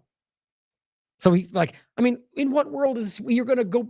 Look at what they're doing around the country right now. You're going to go report to ICE. You're going to end up back in El Salvador. They do not care about accountability. The Ugandan government, this is interesting, announced earlier this week that it had reached an agreement with President Trump to accept third country deportees. Yeah, that's still happening, by the way. From the U.S., the African nation's foreign minister said the country will not accept individuals with criminal records and unaccompanied minors. Oops. So how does that work out? So you're trying to tell us that he's a criminal that you're going to send to a foreign country, but they're telling you we won't accept criminals. So really what it breaks down to is they know this person's not guilty. They know what they've been trying to do. And all they're trying to do right now is kind of coerce this into something they can wave around and say, we knew it. He pled guilty. We always told you he was a criminal, monster, terrorist, human trafficking, whatever, like the most hyperbolic thing they can claim. And yet either way you look at this, it's clear that they're acknowledging that's not the case, which is just so embarrassing. Abrego was asking a federal judge in Tennessee to dismiss the criminal case against him, saying the smuggling charges are corrupted by an overtly vindictive drive by the Trump administration to punish him. Last month, Abrego described his experience. Now, I think this is part of this, guys. Even to the point to where they're willing to say, we'll let you go somewhere else, be free. I think that there's a huge problem with what people are divulging about what's happening in El Salvador. And on top of that more and more it's slipping out that Bukele's made a deal with the people they claim they're fighting. And that the U.S. government is a part of that. At least at the very least, Trump's administration is, but I think it's all of it. And I think that's an issue. Like that's already happened with the earlier MS-13 guy that they rushed back to El Salvador because he was about to testify in court in the United States. We talked about that a while ago. And then after that, I think a couple months later, they deported like 13 leaders of MS-13 back. These are people they're working with. It's insane. But Republicans will just flatly deny that, despite how easily you can prove that. Even the U.S. government itself has admitted that case before we got here. Now it says he experienced in El Salvador severe beatings, sleep deprivation, malnutrition, and other forms of torture at the hands of jailers. Now we've had from the barber who was there and plenty of others, rape. He said he was forced to give sexual, but I don't. He was forced to do a sexual act with a guard. I just didn't want to be crude about it. And that's consistent with people well before this overlap with Trump's administration. It goes back a long way. And the point is that he's telling you the same thing. Now, people will dismiss him because he's a human trafficker, even though you can prove that's not true. But the point is that you can prove this. And it says others released from that prison in a recent U.S. brokered exchange between El Salvador and Venezuela have described similar experiences. Administration officials have accused Garcia Abrego of being an MS-13 gang member and a foreign terrorist. Abrego Garcia vehemently denies, and that federal judges have suggested is based on flimsy evidence. I hate the way they said that. They don't suggest that. There's been numerous judges, left and right, who have said this is just ridiculous. Like laugh out loud absurd what you're trying to present as evidence. So that's just a soft play on that. But it says shortly after his release on Friday, DHS Secretary Kristi Noem decried activist liberal judges because that's what they do. Democrat, except for the fact that it was both, right? But it's only the ones that are Democrat that are the ones we're calling out. Now, they want people to think it's only Democrats, and that's why it's not happening. It's a lazy, easy argument, like everything else we're talking about. No Democrat hoax for the Epstein. No Democrats lied about him. No Democrat holdover that we didn't arrest, so we'll pretend like he was actually there. I don't know how anybody's falling for this stuff. It says, we will not stop fighting until this Salvadorian man faces justice as an out of our country. So as long as they get him somewhere else, that's what they're going to claim happened. That's what they're trying to set up right now. A federal grand jury has charged Gregor Garcia with serious federal crimes, a DOJ spokesperson said. In a statement, this defendant can plead guilty and accept responsibility or stand trial in a jury. Don't you love the way they're kind of framing it that he's guilty and we know it? So, but jury, where that would be decided, right? This is, they can face responsibility for a allegation. They just play on the ignorance of average people. That's what they do, which shows you how dishonest they are at their core. State Department is lying about El Salvador. This is from 2025. Now it says, earlier this month, the State Department released its annual county reports on human rights practices. Country reports, which provide nation-by-nation human rights analysis about the previous year. Such reports often reveal political compromises, which in and of itself are disgusting. That right, like make a deal with Israel and we'll downplay how bad you are, which happens every day. But distinct from past years, the department under Marco Rubio has dramatically distorted the human rights records of abusive governments with whom the U.S. has vested interest. Now, here's what's crazy. They do that every time. I've talked about this so many times over the years. They do it with Saudi Arabia. They do it with Somalia. Again, should they make deals with Israel or all of them? It's everywhere you look. And it's not just Israel. It's just any number of overlapping points where they work with them or, they now suddenly how much you want to bet Syria is going to be downgraded, even though it's worse than ever. It's because it's just manipulation. The point is that today with Rubio and Trump, it's worse than even normal. Now it says this includes especially El Salvador, of course, about whom the State Department is frankly lying to the international community. Now, of course, you could do the lazy thing and go, well, it's the Hill, so they're lying, which I would also argue. They lie all the time, like any platform in the mainstream does or mainstream alternative media. But you can also prove this. And I've gone over this from left, from right, from people in El Salvador. It's not hard to see. It says, and this is the person writing this, I serve as an expert witness on country conditions in El Salvador for the United States immigration courts when people are applying for asylum or protection under the Convention Against Torture. To do so, I swear under oath that I am, where was I right there? How did I just lose that? There it is. I swear under oath that I am telling the truth, but in my written reports and orally when called to testify. He's simply just saying, which, that's to me, that doesn't mean much. People can lie regardless of the circumstances. My point is that, but whether or not he has he's under oath, it may make you feel like he might be more honest, but you should question it regardless. That's what I mean. To me, it's about the statement and whether you can prove it, you can investigate it for yourself. And I think you can do both of those things. Now it says the alliance between Trump and El Salvador's president, Bukele, has been very much in the news. El Salvador's sale of space in its prisons to help the U.S. expel immigrants provides a clear motive for the State Department to claim that there's no human rights abuses in these prisons. Yet, this is in direct conflict with reports from human rights organizations, just like every other story they're being told, that refute many of the claims made in the department's reports. In light of new information about its reporting on country conditions in El Salvador, I fear I can no longer rely on the U.S. State Department as a credible source. Well, welcome to the team. Its reports for El Salvador states that there are no credible reports of significant human rights abuses in the country. That's shockingly false. It says, I beg to differ. A long list of human rights organizations like Cristosol, which I think is one local to the country, Human Rights Watch, Human Rights First, Amnesty International, all attest to the same thing. Incarcerated Salvadorians are packed into grossly overcrowded cells, beaten regularly by prison personnel and denied medicines, all easily proven with multiple cases. Inmates are frequently subjected to punishments, including food deprivation, electric shocks. Such systemic abuses have not yet improved. Remember, Bukele is a proud Zionist. Now, that matters to me because of where these connections are and who seems to have embodied this kind of treatment for the other in their society. The leaked reports are consistent with Rubio's recent efforts to have certified El Salvador as taking measures to uphold the law, and self-serving move that also contradicts the facts on the ground. So we're being lied to. I think this is very relevant to point out. Benny Johnson says, breaking, ICE has notified MS-13 terrorist Garcia that he may be deported. It just makes me sad.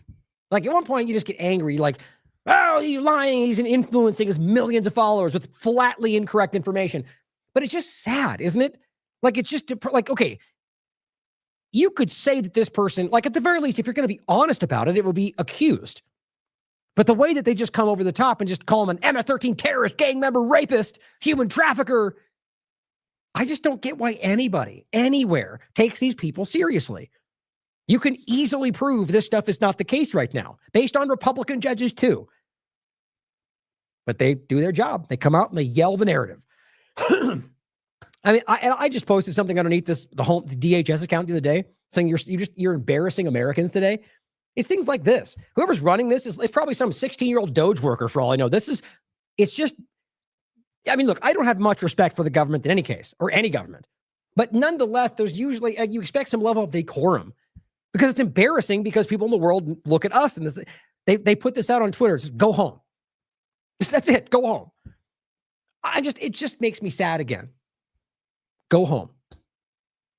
Everything they are today completely contradicts what we tell ourselves this country is. Everything. Immigration was supposed to be like, how long have we talked about Ellis Island and and now suddenly it's like just bad all around. You're not even American, even if you're born here. If you're brown, plenty of them are saying that. Or if you have the wrong ideas, if you wave a Palestinian flag, you're not really American. Like, you guys are the authoritarians. You are literally ushering in the same thing you always claim you're fighting, and it's depressing. Go home. That's it. That's all they posted. Aaron Melnick says, at the end of the day, this below, which I'll read for you, is exactly why Abrego Garcia's case matters, because it shows what this admin does when forced to acknowledge a mistake. Best way to frame that. Lawyers for Garcia who have been released have been informed by ICE that he could now be subject to deportation to Uganda. And he's been told by reports that, as we just read to you for the most part, just trying to skim it, a few parts about this because there's a lot of BS about it. He says, what this confirms is how deeply corrupt and indefensible Trump and Stephen Miller's handling of this has been all throughout. Those of us commenting on this have argued all along that Trump, quote, always, or whatever, he's emphasizing always, had the option to bring him back and proceeding, though lawfully, through lawful channels. We know that now. The whole dog and pony show they put on about how what are we going to bring? We're going to be a human trafficker, Bukele said, to bring him back to the country. And they were always able to. And it says, in other words, after illegally renditioning Abrego Garcia to a Salvadorian gulag, Trump could at any point have brought him back and moved to deport him to a third country, or contested his withholding of removal status, which would have been the legal way to go about this. And he probably would have succeeded. We argued that for months. Now, Trump and Miller left him in El Salvador for months, despite having the option of removing him to another way. That was illegal. It defied the Supreme Court, and it was all because Trump and Miller calculated his opinion, but I agree to some point, that defying the law, they calculated, would thrill MAGA, they frame it, and following the law would deflate it. Now, I don't know if you want to frame it as thrill or just that they would see it as a win. I guess same kind of point, but I don't want it to sound like they're just all like, yeah, some of them are. But the point is that clearly they recognize that if we do this, if we extend this out, even though we're lying, it'll gain us political points. Now, but if we admit it that we were wrong, then we're going to lose political points. And so the law, your rights, none of it matters. It's all about their personal agenda. Nothing different from left or right. And it says, here is how, J.D. Vance basically described the BS, the lie. He laid out the whole lie when they were in that White House meeting and they just lied through their teeth about the whole thing. Everything J.D. said was nonsense. They lied about MS-13 evidence, which we proved to you. The idea that his fate was up to Bukele was a lie. We know that now. And all this valid deportation order idea really meant is that they could have returned him at any time and tempted to removal via unlawful channels. Now they're doing the very same thing that they always could have done rather than leave him in El Salvador. Attempt removal to a third country. This makes the ongoing prosecution of him now for trafficking look pretty suspect. maybe they don't actually think that they can prove that guilt. They know that now. I'm surprised he doesn't. That I can prove that based on what the judge said in front of them in court. That this is again, the paraphrasing was something like, not mathematically, but just impossible. The timing that it would take to do what you said does not add up with what was possible. Now it says the full weight of the Trump White House legal propaganda machine has been bearing down on this one-day laborer and his family for months, all because Trump and Miller decided defying the law would thrill MAGA.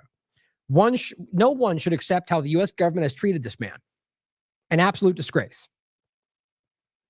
Of course, you could make that a partisan point and go, whatever he says bad, because that makes me feel like I'm not on my team. Or you could just be an honest, moral person with principles and recognize that whatever side you feel like it's on, it's wrong. I'm starting to think that this is where more people are starting to get to because of how cartoonish it is today. People are just starting to go, I want a side here. I feel like I'm on this side, but I can't align with the outcome right now. And here are some of these things. Pauly points out a man arrested for documenting police and federal agents in Washington, D.C. last night. Derek Rose says, man arrested for filming cops in D.C. D.C. cop watching is a right, and everyone should be doing it. I will be doing it when he says he'll be doing it when he's in D.C. The simple point is this is happening all over. Now, they're literally telling you that you can't do that. While they don't give warrants, they don't identify themselves, and they're claiming that it's illegal to film them because of some addition that Trump administration put on top of it, some executive order, some mandate, something that's illegal and unconstitutional. Same reason you couldn't just go, well, executive order, you can't have a gun. Executive order, we can bust in your home for no reason. They're doing these things in some ways, but the point is, if it's unconstitutional, it's null and void. That's Mayberry versus Madison. It's just the Constitution. It's the reality. So when they're filming somebody, they can't they could say, what they do, get back up and you can't be this close, which, those are just excuses to get into, whatever, that you're hindering their investigation. The point is that all over the place, you can see people that are filming, and I'll show you some examples right now. And they don't like it because they're breaking the law, and most of them know that. And so if they're filming, I think largely they're worried that might come back to them. But you can just see that he's filming, and they just ultimately tackle him, arrest him, and take him away just because he filmed and wouldn't stop. Here is what they keep doing. I showed you one just the other day of a woman who was standing. Oh, no, excuse me. That was another one. There's the U.S. veteran who was filming them as well. Same thing. And they keep telling him to stop filming them. Now, in the video I showed you, he was just standing there waiting for them to come walking out. One of them ran up behind him and literally, like Supermaned him to the ground. And he hit his head really hard. This was a U.S. veteran. Funny how that matters only when they want it to. Here's another example of ICE literally sneaking up behind a peaceful protester, suddenly rushing and blindsiding and tackling him. Now, there's more context down here that literally shows you they were standing around. Watch this video. This is the vindictive nature that they're literally rolling out. Like, it's the whole rampant lawlessness point. If the administration at the top is not just doing, but praising the most cowardly, small, unconstitutional actions, petty, vindictive kind of stuff, then that's going to bleed into the enforcement arm. I think this is the one. Oh, dang it. How did I not get those? How interesting. Let me make sure I don't have it real quick, then I'll have to download it. Oh, you know what? Maybe. Oh, you know what? That's right. I didn't get this one. That's the one I got next. That's right. Okay. I always do this, and I'll remember when I get there, then I forget. So I didn't download this one just because there's all the audio was just yelling and screaming. You can just watch it right here. Watch this. I'll read it. It says, ICE sneaks up and tackles him. Agents then literally drag him over the concrete by his arms and legs. Multiple videos show the man in white hoodie just standing there with his hands up. No one's doing anything, the woman yells. What are you doing? The violent arrest occurred outside the Metropolitan Detention Center in Los Angeles, California. The point, now, of course, Dems United is all it's going to take for some people to go fake news and ignore it, even though it's easily proven and a fact. That's how the paradigm works, guys. It's the weak-minded are fooled by this stuff. This is what's happening all over the country because they're angry they're being filmed. Look at that. Just so you see it. They're walking up, and they just turn hard to a guy not facing them and literally bull rush him to the ground. I don't care what the reality is here. That's a crime. Look at that. especially since there's people all around that say they were all just protesting. But, again, okay, let's just say this guy broke the law somehow. Is it necessary to run up and literally hit him from behind and potentially crack his head on the ground? Or is it just because you want to make him pay for doing what you told him not to do, which is happening everywhere? Here's an example. ICE detains a husband of a Democratic congressional candidate who is also a disabled U.S. Army veteran. He is a wheelchair-bound after suffering severe injury during training in deployment to Iraq. Agents arrested him at his naturalization hearing. He has already got a green card. He's been living in this country legally for 25 years. Now, I believe he was targeted because he is part of Veterans for Peace, which you know exactly what this is about. The overlap here with the protests against the genocide, the protesting against any number of examples of genocidal wars taking place. I'll play the clip for you, and I'll make that case.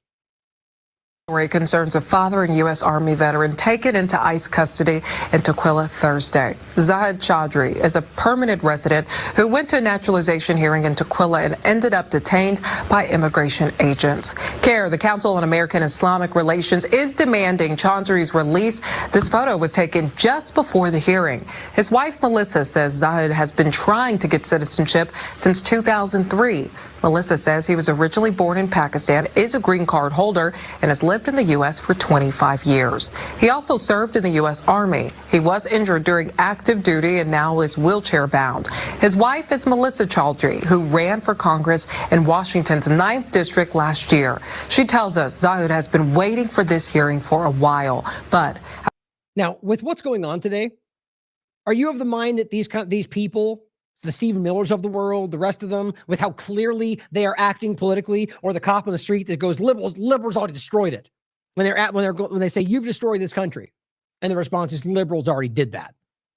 Are you of the mind that people wouldn't choose to go after this guy on a list of people with information because he is associated with protest against Israel, or because he's associated with a Democratic lawmaker, or because it's low-hanging fruit, it's vindictive, it's political, and the idea is that he's in the process of getting his naturalization.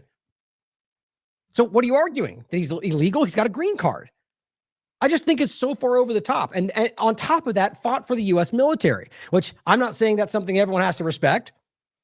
But the argument from the side, especially from the Republican side, is that's something that's sacred. Now, my point has always been, if you understand what the military is actually doing in the world, it's the military. I don't think it deserves respect. However, people that go to it believing they're fighting for freedom, even if they're wrong, it's still worthy of pointing out. That's praiseworthy because they believe they were doing something good. Talk to them all when they come back, and they'll give you a different story. But my point is that to go after this man just because of everything else we're seeing, that it's an opening. He's about to become naturalized. Let's get him before he does, because of some claim that he's protesting Israel, or he's doing things that we don't like, or he's pushing back against the government. That's what it comes down to. If you're protesting U.S. wars, you hate the country. Therefore, you're against the country, we'll remove you.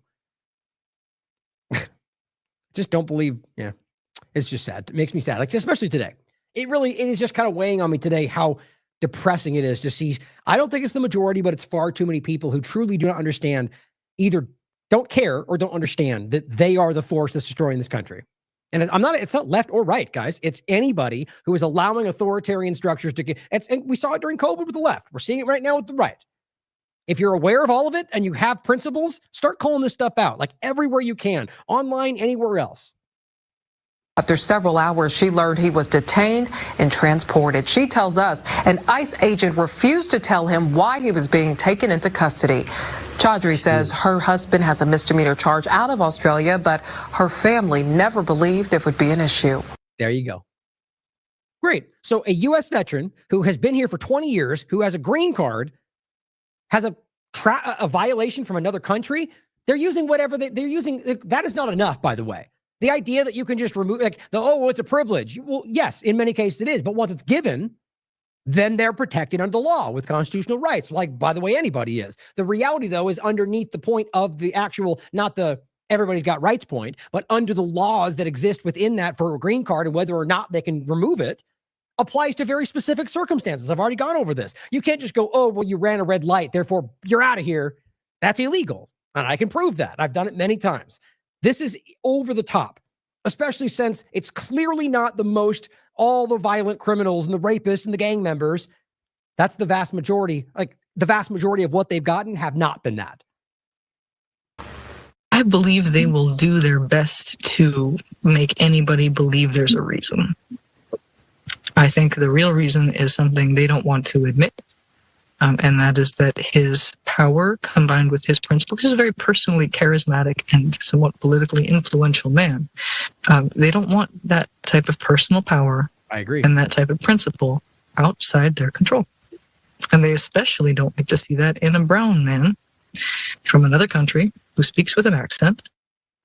She describes her husband as someone who is heavily involved with the community, including working with veteran mental health groups. His favorite way to greet someone is to laugh like the sun and throw his arms out and greet them by name and call them sister or brother and tell them he loves them and ask if they're having fun yet.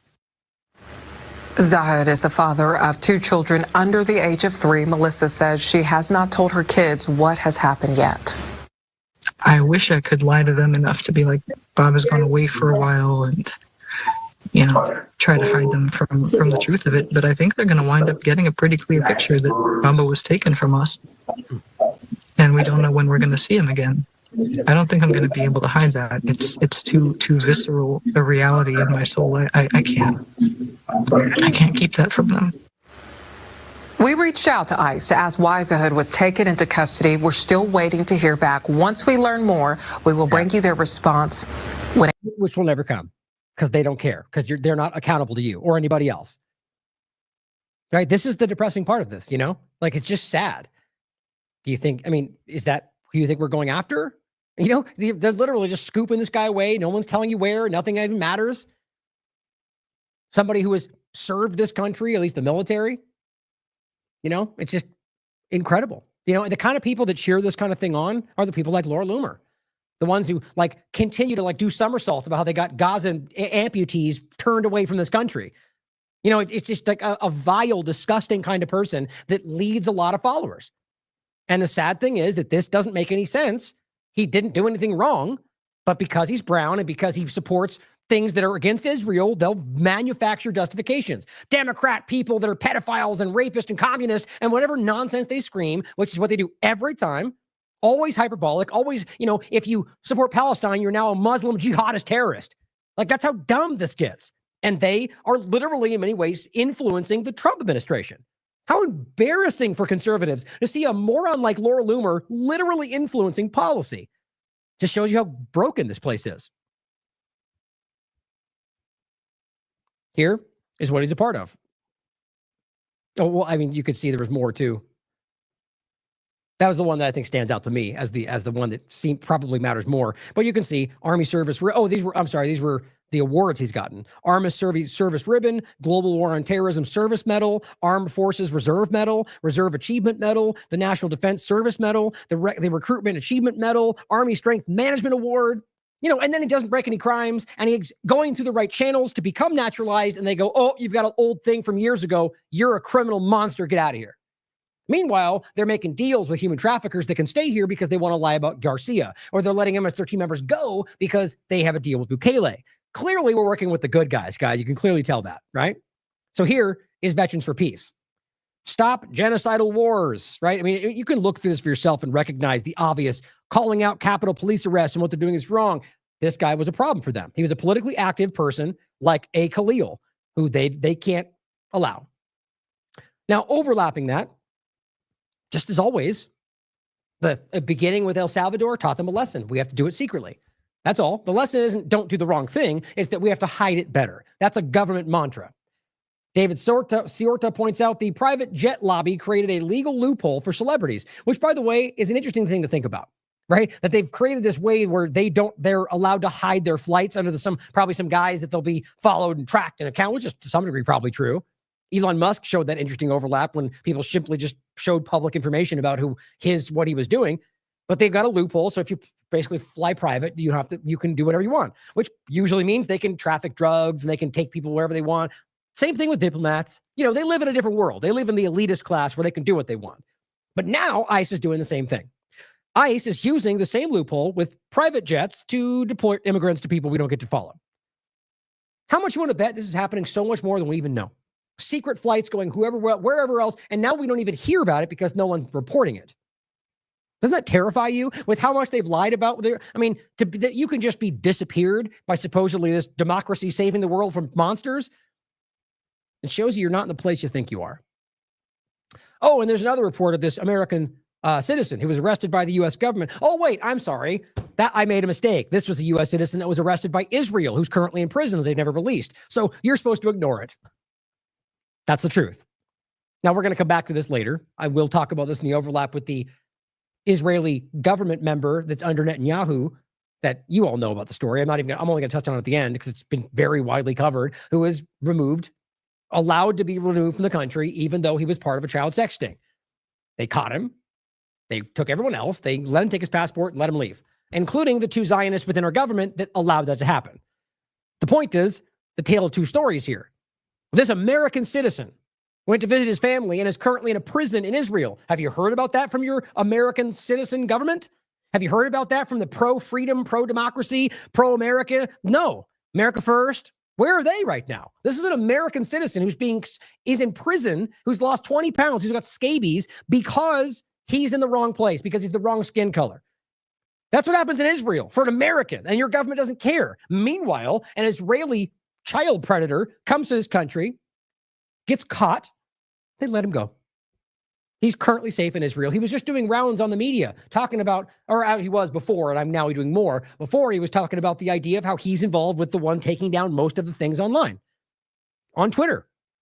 It's all right in front of you if you care to look. This is just to make the point that we're supposed to not care when an Israeli or a foreign country abducts an American citizen as long as it's Israel. Now, let's talk about the DC point, the martial law rollout. But my point is always in this show is the overlap of that with the technocratic side of things. And I think this is a really important take on not just Pronomos Capital, which is the Teal universe kind of funding of the smart city, Prospera, slave, technocratic world overlap. But the point is that it's not just about the one thing. But the real thing is to see the interconnected point between Prospera and these other really horrifying realities and the medical experimentation they're doing there. And then the same people funding that are the ones funding a totally different thing over here called Freedom Cities. It's the same thing. And what they're now doing with DC and the kind of rumors about Teal, it makes you really start to wonder what's going on. Or if they're all one and the same. Pronomos Capital and the rapid transition to a techno-feudal state. Make sure you watch this. I think this is an important show. But building from that, for those that watched it, let's talk about the 50 and 5 point that I think is really interesting. Camus points this out. The global digital gulag is being built right now, and it's called 50 and 5. Now, you could make that same statement for any number of, it's called 2030. It's called the Great Reset. But its point is, it's one of these many things that are rolling out that all point in the same direction. And what I'm going to try to show you is how this interconnects with all the people that are currently tied to, well, not all, but many of the important people that are usually bad guys, but are currently tied to Trump. Like Bill Gates, like Larry Fink. And how all the things they're listing are currently being done by Trump. But again, if you think I'm talking about one side, I'm not. It's the same government. It's Biden, it's Trump, it's Obama, but currently they're in power. And currently, I think it's happening because the largest pushback would have come from people that the people that support him. So like when he rolled out Operation Warp Speed, you carefully, stifled who would have been the most resistant because, well, Trump's doing it. That's how this works. The United Nations Development Program, in partnership with Bill Gates, has officially launched a terrifying new initiative. It says the goal, to strong-arm 50 governments into implementing a full digital public infrastructure on their populations within 5 years. Don't let the boring name fool you. This is the integrated control grid that they've been dreaming about for decades. Digital IDs, biometrics, central bank digital currencies, or stablecoin versions, which are far, far worse. Digital health passports, universal ledger. Here's a clip. My opinions on, I'm not a big fan of hold on. Glenn Beck. I just forgot it all of a sudden, but I'm not, I honestly have a different opinion of him than I do of some of the others, but all of them make me very suspicious for very obvious reasons, at the very least, because they're very partisan. That doesn't mean dishonest necessarily, unless you want to make the clear point that it is dishonest to not talk about something when when it's uncomfortable for your party. But that's at a base level, they all do that. Most partisans do that, where they, slightly distort a story because they want to make it look good for their party, or they ignore something because we all know that. But I think it goes beyond that. But I think just that enough is enough for me to look at these people like they shouldn't, earn your trust very clearly. Any of them, any of us. And if you shouldn't trust anybody in this field, including myself, you should question it for yourself. But my point is that I think we all know they're at a level that is, suspicious. Well, you get the point. So that is important to state, only because I just want you to, that this is the reality of the corporate media side of this and how this is being folded into it. I think is an important thing to think about. Could be that they're suddenly waking up, like Tucker suddenly sees it. I find it hard to believe. Or it could be that they're just trying to, use the obvious to gain your support, which happens all the time. I mean, a good point is to look at Marjorie Taylor Greene with Israel. Now, maybe she sees it. I hope so. But look at how that has worked out for her. That's the point I'm trying to sell everybody on. Make it clear to them that the truth is their most profitable tool. Make it clear to them that opportunism will be supported as long as you're using it for the truth, right? And I only mean that in the instantaneous point. Not that you just support whatever they say going forward, but if they come up today and go, this is the case, and it's right, even if you know they're only doing it because they want to gain your support, you should raise it up and go true. So I think that's a lot of what's happening. I'll come back to that in a minute. But this clip is important. And this, you know what? I'm blank. I forgot. Oh, dang it. I remember, I forgot I was going to grab his name, and I forgot his name all of a sudden. The guy he's talking to. I'll try to find it in the background. If you remember his name, put it in the chat for me. I had it, and I wanted to bring up his account so we could credit him for his statements. But let's watch this clip, and then we'll go over the points I think connects to the larger agenda and this current administration. Tell me about the 50 and 5 plan. So the UN has partnered with Bill Gates on this, what they call digital public infrastructure. It's a very fancy term. And I think the simplest way to understand it is they're building a giant digital gulag for all of humanity.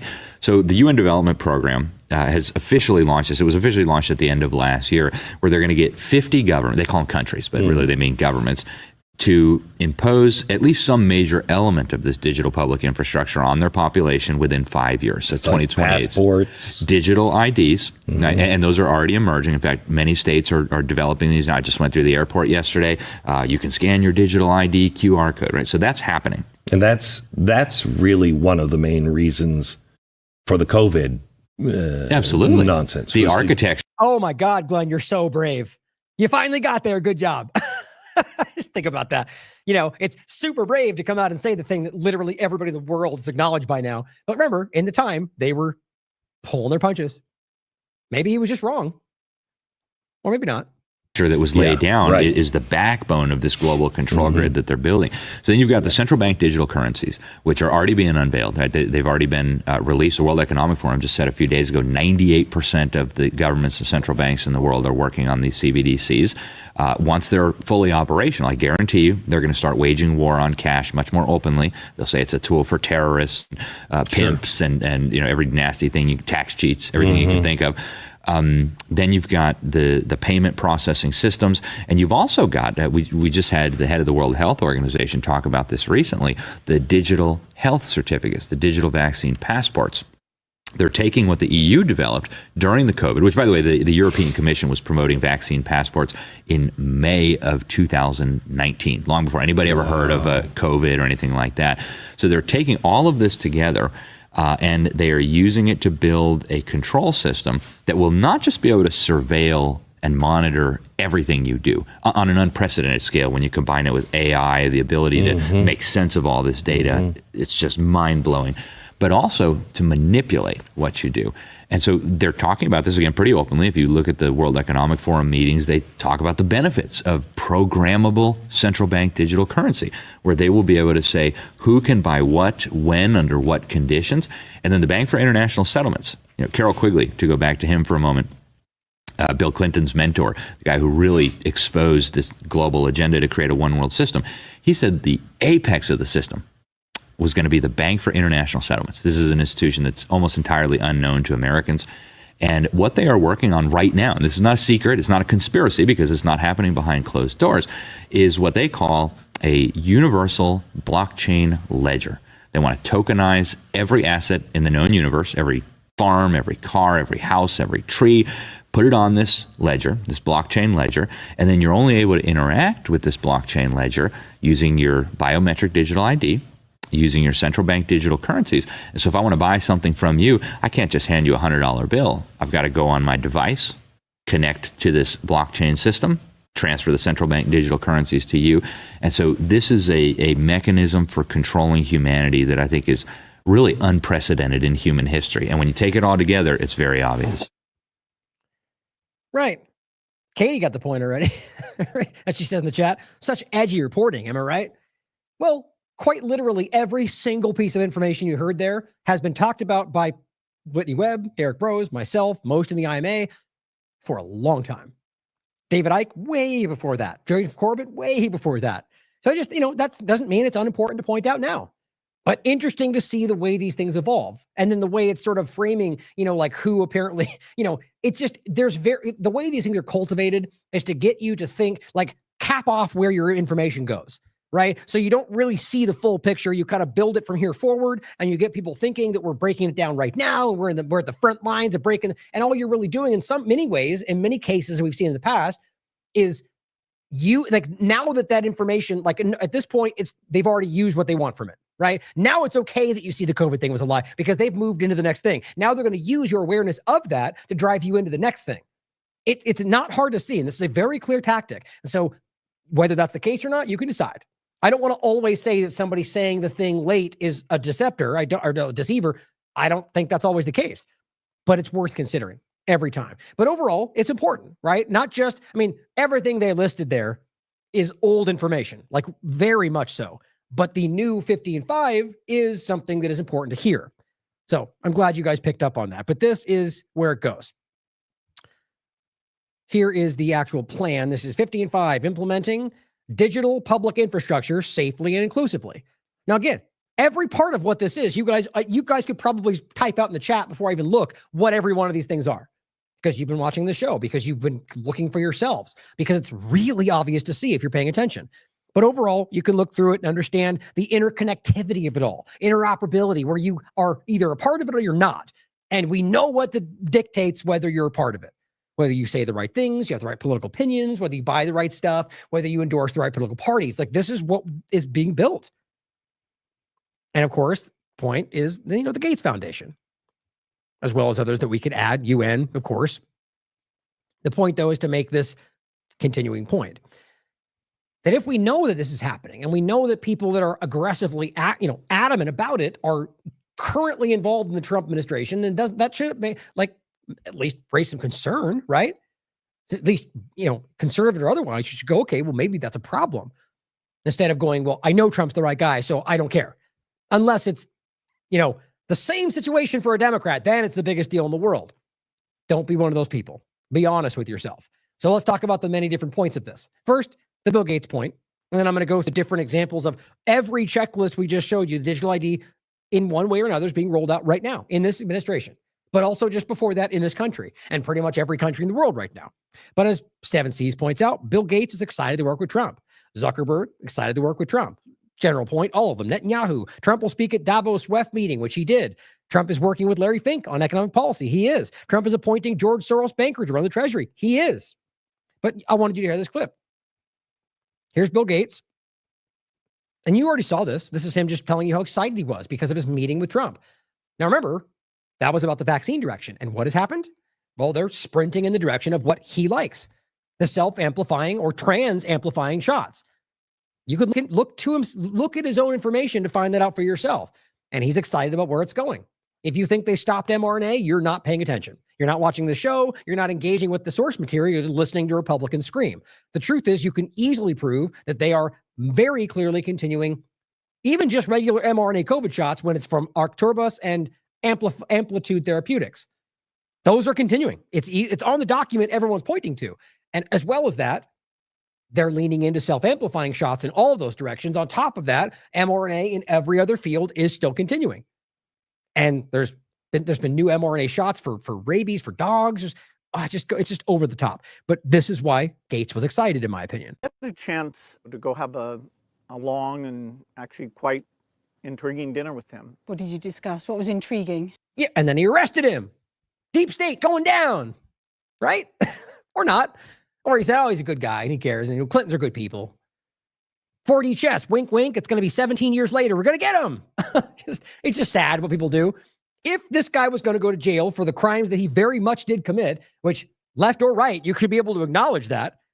Very much this guy's like one of these fake philanthropists that are out there doing horrible things, then he would have been arrested, right? Or you can tell yourself they're building some case or it's 4D chess. The truth is, guys, they're working together. And we need to be honest about that. Same with Larry Fink, which we're going to get to. Well, we touched on a lot of things. It was over 3 hours. To my surprise, it was, just he and I, his chief of staff, Susie Wiles, and the person who helps manage things for me, Larry Cohen. So of course, Susie Wiles, right? The Israel-connected Zionist who's always seemingly gatekeeping around Trump. No big deal. 4 of us sat there, and it was quite wide-ranging. Global health's the area that I work in, and such amazing things have happened and can happen there. That you work in. It's very, very, very dishonest of you. You're a guy with money that pretends to be an expert because you have money. You don't work in anything other than, it's just funny. It's like claiming that somebody who has a lot of money is an expert in something. He fancies himself as some kind of public health expert. He's really not. He's also not an expert when it comes to computers, but that's a different story. I spoke a lot about HIV and that the foundation's literally working on a cure for that.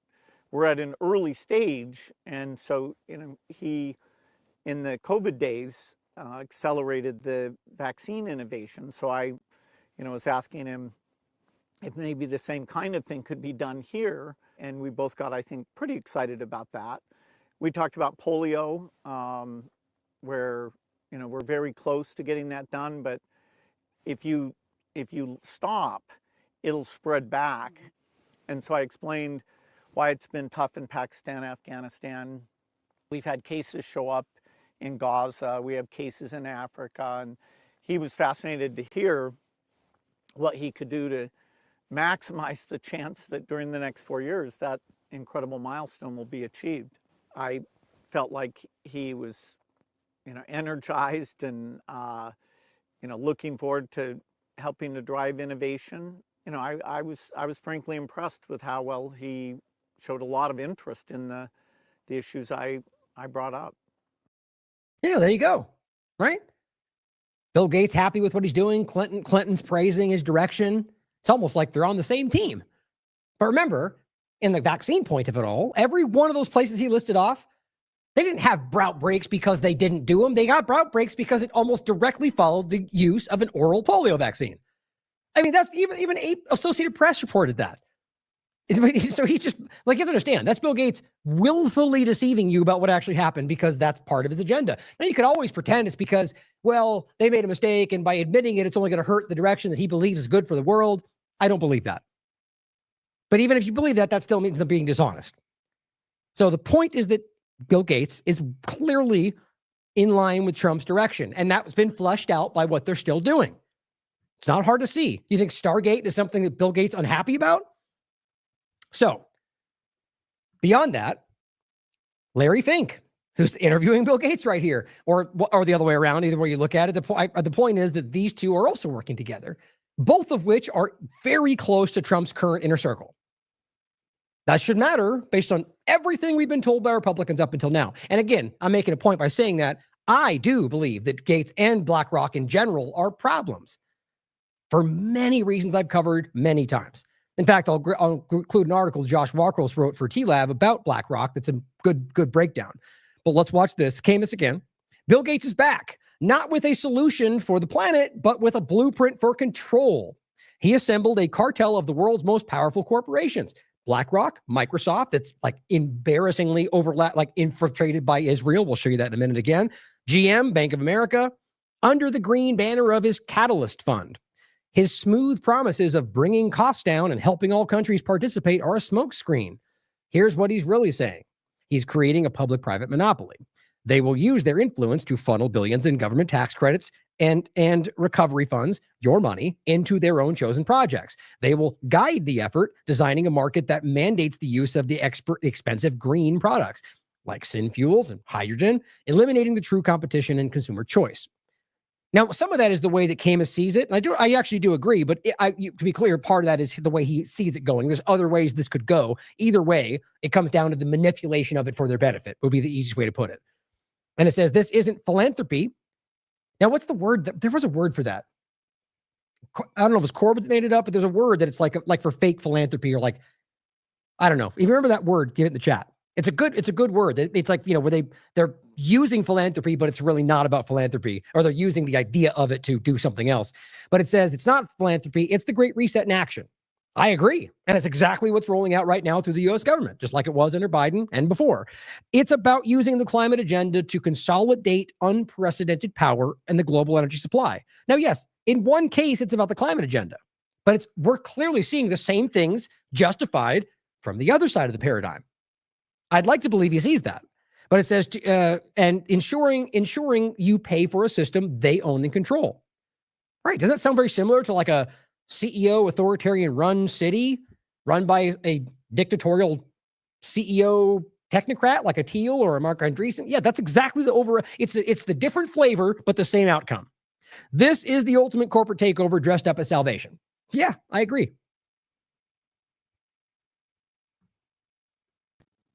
It's very exciting that we've got 7 founding partners here for Catalyst. These are companies that care about climate, and even beyond getting rid of their own emissions, are helping to support the projects that will reduce the costs of making things like aviation fuel or hydrogen. And so it's not just their emissions that will be impacted here. As we take this over $1 billion in capital we already have, and that's just the start, and fund these projects, we're going to bring the cost down so that all companies and all countries will be able to participate in using green products. So I saw this as a key element. I first went to Satya Nadella. Then, seeing how out in front Larry's been on this issue, I went to him. And so the two of them encouraged me to get a group together. Now we've got 5 other companies who are leaders in this space announcing substantial commitments. So we start with over $1 billion to help fund the scale up projects that will bring the cost down. And there's a lot of leverage here because there'll be government money, government tax credits, that will pull together dozens of these projects. And you've got, if I understand it, in addition to Microsoft and BlackRock, you've got Bank of America, you've got General Motors, you've got BCG, ArcelorMittal, I may be missing one, American Airlines.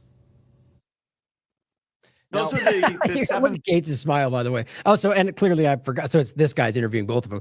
But it's just funny. Look at the way Gates, look at that. People have always pointed that out. It's just a kind of, like maybe he's just smiling and we see what he is and that's what it looks. But he's got this like evil cat that got the canary kind of a laugh and smile. And it's just weird. Watch him. Missing one, American Airlines. Those are the 7 founding partners who are going to help guide this effort. We do expect to bring in lots more companies. We have announced that Catalyst also is working with governments. The EU and the United States announced that they see this effort as very complementary. And so designing these projects well, which if government was doing it by itself, you wouldn't have the breadth of expertise you need. So Right. That's the rationale for the fascistic overlap, right? The public-private partnership. What we need their expertise, which I don't disagree. The government's bad at everything, but it's interesting that they when they do it together, it's like a perfect scenario where they can not tell you what they won't want to tell you, under the guise the other side won't allow. So when it's a FOIA request, sorry, private company, right? The other way around, it's like, nope, it's the government, it's not us. It's like this. It's very obvious how this plays out, and on top of that, it allows all the things that come along with the incestuous relationship between big corporations and the government. expertise, the company's expertise with the governments, are taking a lot of recovery money. Europe, has committed a lot of capital. The Congress is debating substantial money in the two different bills there that, if those go through, will allow this effort to go full speed. Yep, that's what's happening. Now, here are the connections of Donald Trump, Larry BlackRock, and Larry Fink, and then administration of Trump and himself personally. Panama Canal, you already know, we talked about that. Larry Fink, CEO of BlackRock, personally contacted Donald Trump to pitch the deal for BlackRock to acquire two key ports on either. That happened. But he got presented with, and so this, of course, he frames that as something he's accomplishing, but ultimately that's Larry Fink pulling the strings through Trump. Fink's direct involvement with briefings with Trump, Treasury Secretary Scott Bessent, Zionist, and Secretary of Mark Rubio, Zionist, were crucial to finalizing that deal. Did not mention BlackRock by name, of course, when it happened. He called it a large American company, which we caught and called out. I mean, that's very clear why you wouldn't want to mention that, even though most of his team sport players pull the punch anyway. Long-standing personal professional relationship. Yes, that's Larry Fink. Fink and Trump have known each other for 40 years, dating back to their time as young entrepreneurs in Midtown Manhattan's financial subculture. During Trump's first presidency, Fink served as a member of Trump's Strategic Policy Forum. But we pretend like that doesn't matter when even like a handshake from Larry Fink somehow makes every Democrat a pedophile, or whatever you want to claim, even though, again, the understanding of the overlap of anybody in this government with the Epstein thing, for example, all of it, not one side, is important. No, not that everyone on one side or the other is some satanic pedophile, but the reality is clearly that if it matters, if Larry Fink's a bad guy, if BlackRock's a problem, it needs to matter when anybody's associated with it. Well, when XAI and Twitter get funded by BlackRock, that should matter. When Rumble and their highest shareholders are BlackRock and Vanguard, that shouldn't matter. But it gets ignored. Trump also acknowledged Fink's role in managing some of his personal investments during this period, stating in 2017, quote, "Larry did a great job for me. He managed a lot of my money. I have to tell you, he's got me great returns." Great. So if what Republicans say about BlackRock is true, then Trump is benefiting and profiting from those bad and evil things. Funny how that doesn't get brought up. During the coronavirus outbreak, Trump consulted Fink for advice on managing the economic fallout. Right, which they then handed off control of the Treasury to BlackRock, which we did a whole show on this. The COVID coup, the BlackRock takeover of American interests. But that was okay. BlackRock played a significant role in this period, positioning itself as a key player in the crisis response for Trump administration and the Federal Reserve. Trump publicly described Fink as a secret weapon for economic advice during the press conference. Today, rather now in 2025, March 17th, Fink met with Trump at the White House on March 17th, along with Elon Musk, Vice President J.D. Vance, and Michael Waltz. The one that they've now pushed aside because he got caught using a Israeli intelligence app on his phone during secret meetings, like I think most of them do. It's called Telemessage. It was a signal overlap app that was relaying information back to Israel. In fact,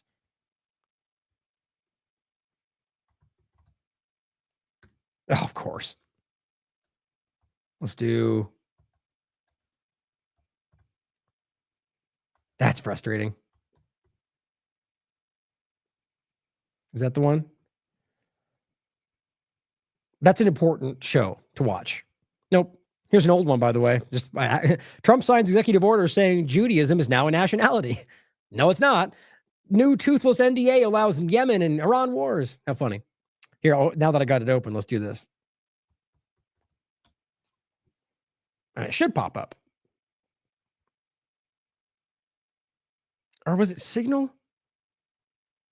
Or maybe it was app. There it is. So I had the terms wrong. State Department revealed to be using Israeli intelligence linked chat app involved in Trump admin hack. As I said before, the whole scandal was that he got caught using Signal, but it wasn't Signal. See, this is how the mainstream and mainstream alternative media they pull their punch while they pretend they're going after them. It's a game. It was about the telemessage app that was actually what's the word for it? It archives all the information, and it's literally connected to Israeli intelligence. And they got pushed aside, but they were all using it. So many examples of the infiltration. It's insane. But with Mike Waltz. Larry Fink met with Musk and Trump and Vance and Waltz in a closed-door discussion, which lasted over an hour. This is in March 17th of this year, covered the U.S. economy, financial markets, the Panama Canal deal. This meeting solidified Fink's position within Trump's inner circle. So according to Grok anyway, despite years of tension with the Republican Party over BlackRock's ESG initiatives.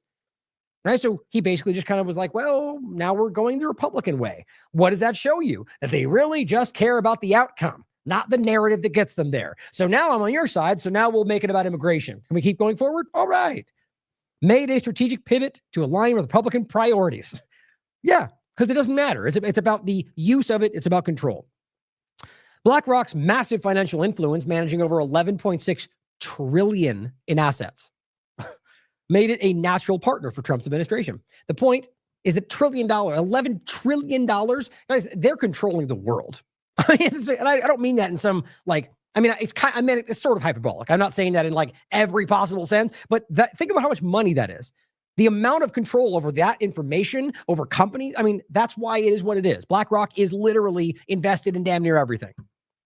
Damn near, not everything, but it's crazy to look at the portfolio. It's in one way or another connected to almost everything. Some posts on Twitter suggest a deeper connection, speculating that Fink and BlackRock may have influenced Trump's policies. It's not even hype. It's not even up for debate. Yes, that's what happened. Such as an executive order allowing private equity and crypto firms access to pension funds. So reportedly lobbied by BlackRock and Apollo Global Management. Reports indicate Trump invited Fink to Mar-a-Lago in March 2025 to discuss further investment opportunities, suggesting an ongoing relationship. Additionally, during the March 17th White House meeting, Fink and Elon Musk discussed a potential deal between BlackRock and the new AI fund and Musk's XAI, which is exactly what happened, indicating possible future collaboration. See, this is Grok playing we don't have access to the obvious information that everybody knows about, which is that, yes, it didn't maybe come to pass. It already happened, where BlackRock very much did fund XAI. And now XAI, by the way, in case you missed this overlap, became Twitter. Or it already was, is the real point. Son of a gun. When they merged. And the reality is it was always there, right? DARPA XAI program is what Elon is continuing. And he bought Twitter, started XAI, right after that program supposedly ended. Then he sold it to X. So now your AI program is your social media platform, which, by the way, is being funded by BlackRock and is using Israeli intelligence to take your biometrics. All very clear on the record. I'll include all that. As well as that, I'll grab that one too. Because it's still happening. I check this all the time. They're still using Authentics. It is an Israeli intelligence entity. Not hype, not connected. It is. It's wild to me. And the biometrics, of course, it ties back to the bigger point. But the connections of Fink and Gates are all very clear. Here's a post from November 2024. BlackRock's Larry Fink and at least one senior BlackRock executive has been contracted by Trump's team as they search for a Treasury secretary. So this is before he got in power. And what they get him to do? Get the Zionist. Get percent. And this is reported by Fox News. Trump has had a long relationship with Fink, it says, who is one of the best risk managers in the business and has often leaned on him for his views and his marketing, but he's totally not influencing policy. Fink will not be a candidate for Treasury, but it tells you something about Donald Trump, that he is the big tent idea and how to run, basically using the guy. It's obvious they didn't use him because they knew that would be a step too far. This is Insights, mytrade.com. BlackRock's Larry Fink abruptly becomes part of Trump's inner circle. How'd we get there? That was August 2025. You'd think that would matter, wouldn't it? Let's also not forget that Larry Fink is now the chairman of the World Economic Forum, because you'd think that would matter too, but I guess not, because we know it only matters when one side. I made that point many times. I just think it's so wild how clear it is. Now, here's DC Drano. Oh, look, this is on August 22nd. 2 of the 3 largest stockholders in Crackle Barrel are BlackRock and Vanguard. Funny how he cares about that all of a sudden, seeing as how so is Rumble, which he adamantly supports. In fact, let's just make sure, since I haven't looked at it in a minute. Oh, come on. Let's see if that works. That's what used to make it pop up. Here we go. I think this is the one.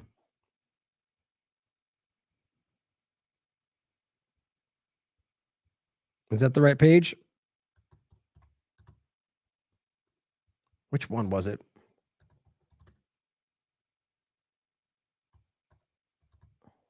Let's see. Let's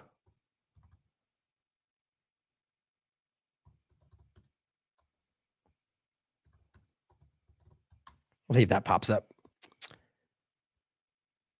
I swear it was on this page last time. If that's been removed, that would be hilarious to me.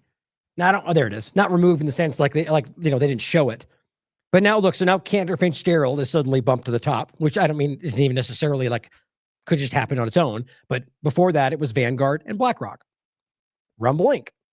Is that funny? So the exact same point, and yet he's never called out Rumble. Why is that? On top of the fact that we just told you that Rumble, or rather BlackRock, is literally involved with policy for Trump, or more accurately with what we have in front of us, that he's advising Trump. He's involved with Trump's administration. He's on the inner circle, and so is Bill Gates. But it's funny that he only cares about it. Why? Because Cracker Barrel, because that's the current thing. Just like I said before, you just like the left you make fun of, you currently support the current thing, because that's what they all do. And as Brad Miller says, it's rare that DC says something accurate, but he is right. And I don't disagree. I just don't think that it's really about Cracker Barrel. I think that's the easy way to get you to scream about something that nobody cares about when it comes in power. I mean, you think they really care about what they do with the logos, guys? It's so sad that we think these people, I don't mean the average people. I'm not even talking about Congress. There's probably plenty of left-leaning Congress that think this is so great because they're all stupid. But if you think the people who are truly in charge care about you using woke pronouns, I mean, think about that for a second and ask why that even makes sense. The problem is that they will scream about whatever they're supposed to because Mr. Phase 1 Epstein files is not honest. I've been calling out the Rumble thing forever. And again, I'm not even suggesting that means anything other than that they're invested, that Rumble can't control. It's just to point out the hypocrisy of the side. But now to show you all the different things that the 50 and 5 are being checked off right now in this country. We already did a show on this one, Trump's backdoor vaccine passport, which was actually a really important thing that was pointed out by Toby Rogers.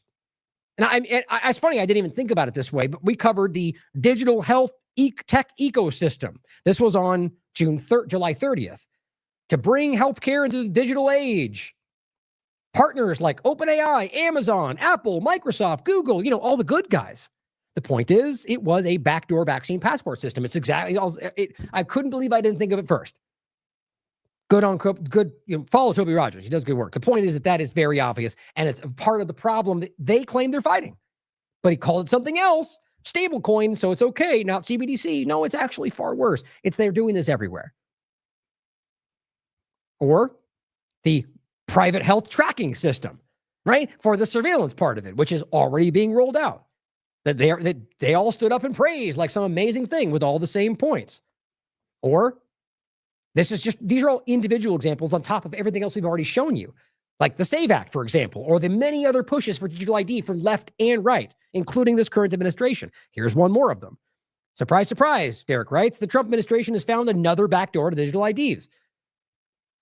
The Treasury is seeking comments on its implementation of digital identities for DeFi.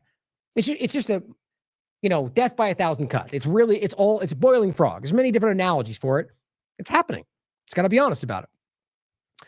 The massive compilation of all the personal data for surveillance, or this overlaps with the blockchain ledger point. It's all about having the information. Palantir to create vast federal database, data platform, tying together millions of Americans, private records, stock jumps.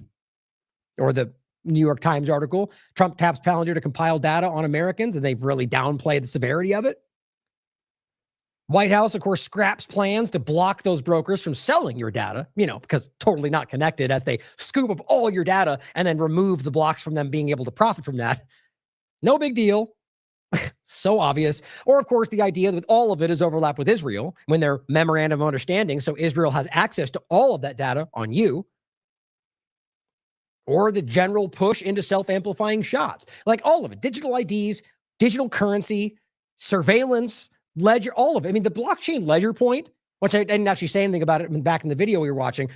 Whitney has talked about that for a long time. And we've personally talked about the gamification, right? Using that blockchain point to, literally track everything. The trees, you know what a part of that is? Nanotechnology. This is all interconnected. But watch this show if you want to understand that Trump admin leans into self-amplifying mRNA under a guise of stopping it. And of course, this is what really gets me.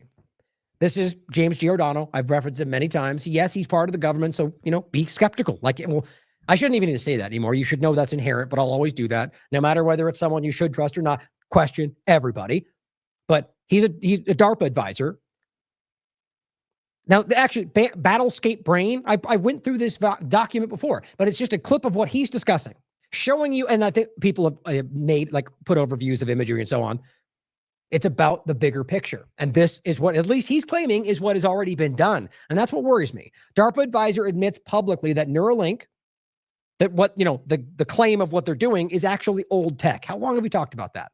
And that DARPA has officially achieved non-surgical brain control. You know what that, in at least one case that is? That's Charles Lieber. That's Robert Langer. That's the optogenetics, the magnetogenetics. That's what, at least in one part, and they're probably way beyond that now and what we're talking about. Charles Lieber was doing that in 2011 with these virus-sized transistors. It's very clear that at least they're claiming, I'm willing to consider that they're making it up, of course, with question everything, but that they're claiming this has been going on a long time. James Giordano told you during COVID-19, they were already testing this stuff. So recognize where all this goes. And this is interconnected. You cannot have that world they're talking about without this kind of tech advancement. And if you don't understand what that means, go back and watch the other shows, because it's a big topic to get into. But like digital IDs are the connective tissue between the new and the old. They need the digital ID to be able to enforce on everything else. This stuff is necessary for the world they want to build, with the internet of bio-nano things, the bioconvergence that, if you care to look, they're all screaming about. This is why it becomes so important to understand the novelty and the viability of neuroscience as being leveraged as weapons. We then have the use of nanoparticulate agents, aerosolizable nanomaterials that can be breathed in and disrupt blood flow or neurological network activity, that can be used as an in-close weapon, or perhaps that can be used as a more broad weapon of disruption and or destruction. We also have the capability to utilize nanomaterials to get electrodes into a head and to create a vast array of viable sensors and transmitters. This is DARPA's N-cubed program, next generation non-invasive neuromodulation, utilizing these techniques and technologies to create vast arrays of implantable electrodes that need not be put into the brain surgically. Now, we've talked about the N-cubed, N3 program many times. I'll give you the documents again. Whitney's article for TLAV about coronavirus brings up, what's it called? Coronavirus gives a dangerous boost to DARPA's darkest agenda. That's where she pointed those very same things out. It's been there for a long time, and it is literally part of what is happening. Like COVID-19, the overlapping tech, it's all part of the same stuff. That are then able to read from the brain and write into the brain remotely in real time. Mm-hmm. And there is a rapid pace. The prizes are big, economically, in terms of power as well. But there are risks and hazards. Yeah, there are conventions that are out there, but the question then arises, are these conventions not just necessary, but are they sufficient? These international signatory treaties have suggested that no, they're not. They're really not keeping their finger on the pulse of the rapid development of brain sciences, not only within the United States and its allied nations, but internationally. And sometimes in programs that utilize commercial veiling to be able to then hide behind in terms of what's being made available to make their military intelligence personnel better and to develop a whole arsenal of weapons. One of the examples of that is what we're seeing right now. The overlap with the companies like Palantir, the companies like BlackRock and Bill Gates, like that's what we're talking about. They use that as a shield so you can't actually see what's fully happening. And both kinetically and non-kinetically, that can then decrement the performance of competitors and adversaries. This is the article I was referencing. Coronavirus gives a dangerous boost to DARPA's darkest agendas. And we've gone over all of this. And this, again, it's crazy how far ahead this was in the conversation. This was May 2020. And she was talking about general DARPA programs, the in vivo nano platforms. That even goes beyond the shot point. That's to the argument of, and this is DARPA's program, of building the mRNA platform, but in your body, which arguably is what they were trying to achieve and is now part of what they're doing with this whole platform and everything else. Then the living foundries. Same kind of overlap, a much bigger conversation, programming the fundamental metabolic processes of the biological systems, and the next generation non-surgical neurotechnology. That's the N3N³ program. Gone over all of this. An injection of a virus carrying light-sensitive sensors or other chemical biotech or self-assembled nanobots that can reach individual neurons and control their activity independently without damaging sensitive tissue. This wasn't some hypothetical. This was from DARPA documentation. That's directly from their program. The proposed use for these technologies isn't yet well specified, but as animal experiments have shown, controlling the activity of a single neurons at multiple points is sufficient to program artificial memories of fear, desire, experiences directly into the brain. You want to know where that comes from? 2019. It's amazing. Here's the larger report from 2020. Neuro team advances to phase 2 of DARPA Cube program. So explain this to me. So phase 2, meaning there's ongoing phases in 2020. I wonder what phase 3 looked like. Guess they didn't tell us about it. Maybe it already happened. Bioconvergence, the next big thing from Israel. Now, they're just one part of this. But it's always important to recognize that there is it's not just this belligerent thing committing a genocide. There's very much more going on around this bigger picture. I recommend you read this. It's an important article that's been relevant every day since she wrote it.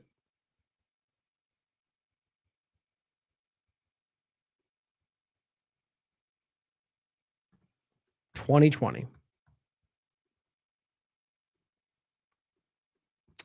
So this is an important overlap with Epstein. Also a clip from Whitney Webb. Insight into why Israel has a leash on Trump. That's sense receptor saying that in their opinion. But I agree. And I agree the overlap, it's not just Epstein, it's not even just, it's the bigger picture that I've mentioned, a lot of us have talked about, the idea of how Trump essentially got bailed out by bankers.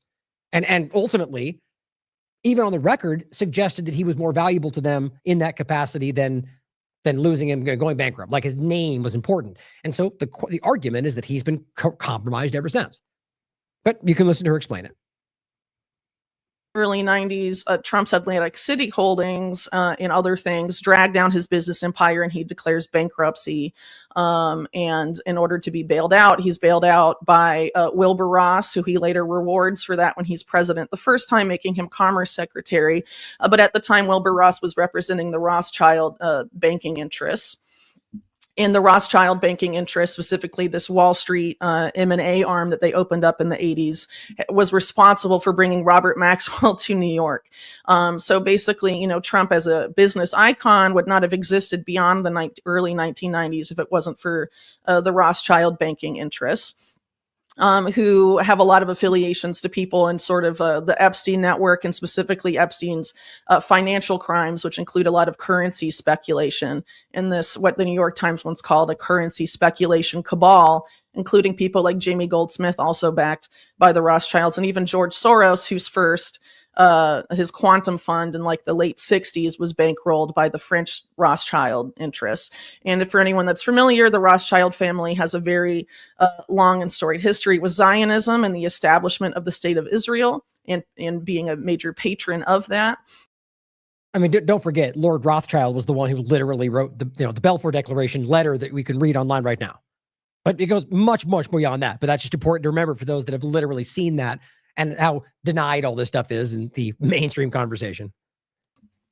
So, they've definitely had a lot of influence, I would think, over Trump now, since he owes them a lot. And also, I think that's important to consider. Here is conservative girl saying Trump is absolutely pathetic. This is just unforgivable. It's a slap in the face to all the girls who were trafficked and abused. Anyone making excuses for this is reprehensible. I'm seeing a lot of conservatives, whether they call that in their name or not, they're very clear. I mean, high-level people like Tucker Carlson, who calls this out. This is Trump again, knowing what was about, like we're going to get into a little bit more about what didn't happen or is going to be called out. He called it a hoax again. The whole thing is a hoax, he said many times, despite Jones and the rest trying to give you a narrative for him and claim, no, here's what he meant. He meant that they altered some of it. Therefore, he can't, it's a hoax because they lied about the part they want. No, he keeps saying the whole thing, the list, the whole thing is a hoax over and over. I mean, it just becomes embarrassing to keep screaming that it's not what he keeps saying because we know what their job is. The Justice Department is also sending some of the Epstein files over to the House Oversight Committee today. Are you in support of them releasing all of them? Keeping it open. If they wanted to release, people shouldn't be hurt, but I'm in support of keeping it totally open. I couldn't care less. You got a lot of people that could be mentioned in those files that don't deserve to be. Oh, well, that's interesting. Yeah, it's like you don't think we know what you're doing, Trump. There could be, I don't know, a hypothetical person out there that might be in there that's totally not guilty. Like, oh my God, what up? I mean, does anybody coach this guy anymore? We used to be under the mind that there's like just political people all around. They're like, don't wear this, say that. He just seems he shoots himself in the foot every day these days. It's wild to me. That is very lazy and obvious. The House committee point, though, it already came out, which I'll show you next. Apparently, only 3% of what they gave them is something new.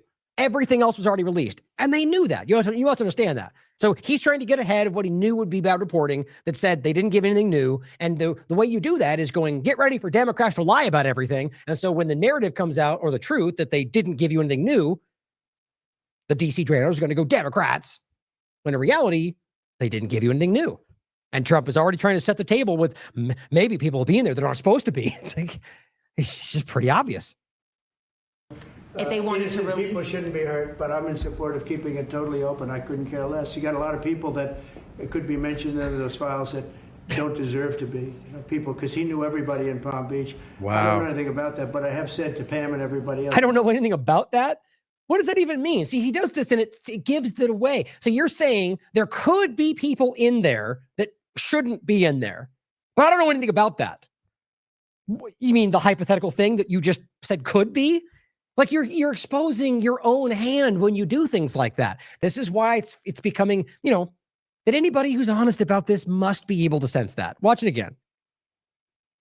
If they wanted to release, people shouldn't be hurt, but I'm in support of keeping it totally open. I couldn't care less. You got a lot of people that it could be mentioned in those files that don't deserve to be. People, because he knew everybody in Palm Beach. I don't know anything about that, but I have said to Pam and everybody else, give them everything you can give them, because it's a Democrat hoax. It's just a hoax. The whole Epstein thing is a Democrat hoax. The whole Epstein thing. You got. At some point, you just got to listen to what he's saying. Yeah, that's what all the team sport politics players are trying to convince you that what he means is that it's real. But for the Democrat stuff that they put in stuff about Trump, even though he keeps telling you that you already know. It's the whole lazy story. These kind of arguments are only necessary for the few people that might just not have seen this or might still, that most people I think already know how kind of uncomfortable this is. So we had the greatest 6 months, 7 months in the history of the presidency.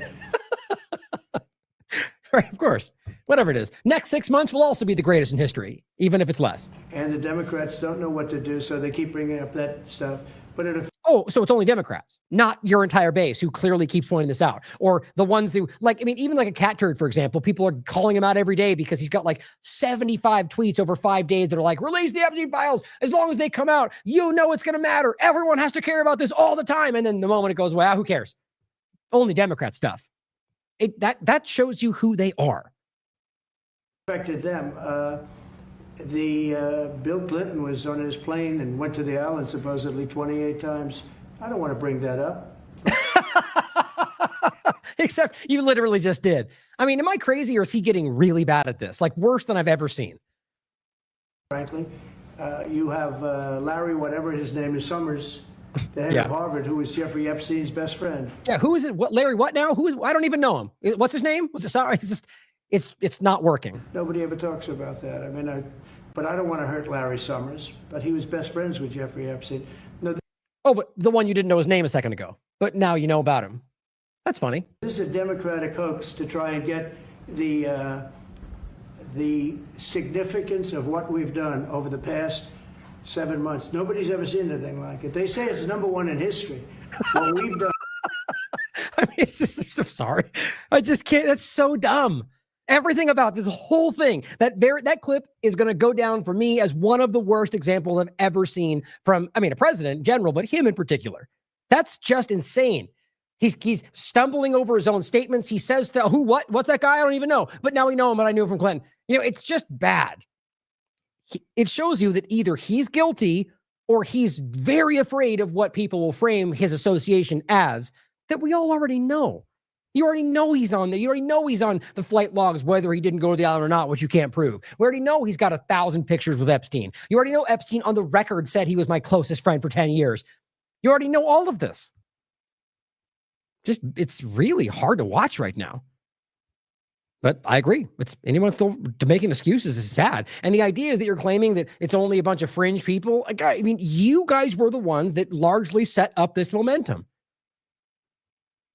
Conservative Girl also says the Trump administration is crumbling. Those of you who praise him when he is failing massively need to realize how bad it is. The rest of us see it for what it is, a complete betrayal. He chose Israel over America. It's sad to think how legendary it could have been. Now, look, I guarantee there are people pretending to be, that's what the team sport will say.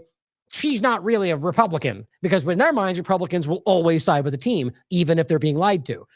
The point, though, overall, I know far more conservatives today that are, in many cases, would still vote for Trump again. If you ask them point blank, I've done that, but are right now saying exactly that. He's siding for Israel. He's hiding the Epstein list. And even then I would still pick him over Kamala, because that's how deep the brainwashing goes. But it's there. Adam says, friendly reminder that more people have been arrested for anti-Semitism than for raping children with Epstein. Important as well. Remember how that all came together. Now, here's Nick's order, showing you how the team sport politics action is here. Ghislaine Maxwell confirms she never witnessed Trump doing anything inappropriate. The leftist narrative is in shambles. Right, because, it's usually important to completely blindly lean into what a sex trafficker says. Doesn't that seem a little counterintuitive, Nick? Right? The convicted sexual trafficking monster that we've all been calling out just promised Trump's a good guy. So it's a clear endorsement. We're winning, right? Because that matters, right? The sex trafficker likes Trump, so he's a good guy, clearly. Look, I'm not going to say because she said that, therefore he's bad. That would be the same stupid subjective argument. But it's just wild to see stuff like that. The left narrative. And again, it's not just lefty people that are calling this out. You can almost feel the desperation on people like this. And then on top of that, it turns out that he edited what he posted. Now this verse says, laugh out loud, that you guys are taking the word of a convicted pedophile sex trafficker who has every incentive to suck up to Trump because she wants a pardon. You people are such clowns. I agree. But, just as much clownish as what the left does in the same circumstance. But Gen X girl caught him. Why did Nick Sorter edit Ghislaine Maxwell's transcript to spread a narrative that is not accurate? He cut lines, and you could look for yourself. She has it all posted, screenshotted. Cut lines from page 106. Cut lines from the bottom of page 107. Merged them together. Omitted lines that prove Maxwell lied, such as never seeing Trump at Epstein's house. Again, I did this myself. You can prove in very basic ways that she's saying things that are some of the most known parts of the story. She's rewriting the history, which we're going to get to, that is outraging the victims' families and the victims themselves, the same people that they all claimed they were fighting for. But he did this in order to hide the part that hurt what he wanted you to think. I'm telling you guys, I've been calling this guy out since he got caught lying in Lahaina. When he went to Lahaina and used the money people gave him to swear he's going to stay in a tent and cover this, and got a 5-star hotel, and then went there and did not do what he claimed. Despite what people want to claim about his amazing coverage, he was part of the whole blue lasers and all the garbage. Overall, he got called out by the people that gave him that money and almost cried on air, by the way. I covered it on the show. The point is that I can see that these people are out there trying to use what you care about to convince you of things that are against your interests. Fox, or at the very least, whatever is benefiting him in the moment, whatever you want to look at it. Fox News aired the voice recording from Maxwell where you can hear her repeat the exact lines from the bottom of page 107, which includes her false claim that she never met Trump at the Epstein's house, part of Sorter omitted. Why it's important. In 2003, the New Yorker published The Dish on Dinner on page 3 that featured Jeffrey Epstein's East Side townhouse dinner with barely clad models organized by Maxwell. Epstein's guest, Donald Trump, Leslie Wessner, Clinton aide, Doug Band. Putting aside the fact that it's asinine to claim a convicted pedophile who's seeking a pardon is credible, the transcript clearly shows she lied. And these influencers on social media seem to be running interference to help pedo Maxwell and Trump. See embedded post for the details. I mean, guys, you could look at it's very clear. You can simply look at the real picture and then go back and look at the thing he posted. Oh, I just had it open. I mean, it's self-evident. He literally cut this, right? I mean, that's really crazy to me that he thinks that, I mean, this is how dumb he thinks you people are, that you could just will fall for whatever he puts out. That needs to be called out. That's shockingly dishonest. Marjorie Taylor Greene comes out and says, Maxwell says President Trump was never inappropriate with anybody, even though that's not what she said. And I find it dishonest they're even framing it like that, which is that she said, in my presence, when I was around. That's what she said. That does not mean he never did anything inappropriate. But even Marjorie Taylor Greene, I'll say it again, the Democrats tried to put Trump in jail for the rest of his life. But what actually happened? You could always pretend it's because they beat him and they didn't have a case. The reality is, all the narrative aside, whether it's Clinton or Trump or anybody else, you get a big show and nobody ever goes to jail. That's the most consistent thing of this conversation. So yeah, they went after him, destroyed him. Multiple tried to kill him all these times. Did he? I mean, even the one from Butler is widely disputed, but all the rest of them, like I never even really both the other claims were random. Some guy like 3 football fields away, they claim had a gun. I tried to kill him. I honestly think they're making those things up. Just by personal gut, because they barely even got coverage on the third one. The point, if there had ever been any evidence against Donald Trump in any of the Epstein cases, they would have used it. Aren't you getting tired of that? You know, aside for the obvious point of maybe they're all on the list, or the obvious point of maybe they're all working together, including you, by the way, President Trump has been vindicated. All right, because a convicted sex trafficker is the word you're taking to vindicate Trump. Doesn't this just feel weird? True Stream Media says, when I trust testimony, it's definitely from a convicted child trafficker who wants to get out of a 20-year federal prison sentence by playing ball with the same president who directed 1,000 FBI agents to redact his name from files about the thing she says he never did. Very well put. Very well put. David Icke, and here Benny Johnson doing the same thing. Yay, we did it. Trump vindicated because of the sex trafficker we've been telling you is a monster the whole time. Todd Blanche is Trump's personal lawyer, by the way. And he was dispatched in an unprecedented move to meet Maxwell while Trump was desperate for a way out. Blanche is a close friend of Maxwell's lawyer who was also there. Immediately after this meeting, she, a convicted child trafficker, also charged with perjury, by the way, was moved to the most cushy jail possible in Texas. It would take the most ass-kissing Trump sycophant like Benny Johnson to believe anything she says. Joke. Yes. But overall, it wasn't just the move, right? I mean, she was given immunity in this proffer deal from the moment it started. How is that acceptable? But see, they moved right past it. I'll talk to people right now who would scream about this if it was Biden, who will say, well, that's just the way police work. Got to get the bigger fish. That's not an inaccurate point. In some cases, which, by the way, overall, I never agree with that. The FBI letting people like, what was his name? Larry something, the gymnast that was raping children, that they let him do that for years because I think it was years, a long period of time, because they wanted to catch other people he was involved with. They let women get abused. I mean, either way, whether you agree with it or not, you could argue that's what they claim they do sometimes. Or they make a deal with a bad guy to get bigger bad guys, whatever. The idea that you can now rationalize what you would otherwise scream about is insulting. It's hypocritical. But overall, the core point of it being the Epstein connection, a child predator, building this momentum on going after those exact things and then going, well, police and stuff. Okay, even though that's silly, let's find who's next. If your argument is that, well, that's how it works, who are they going after next? Show me.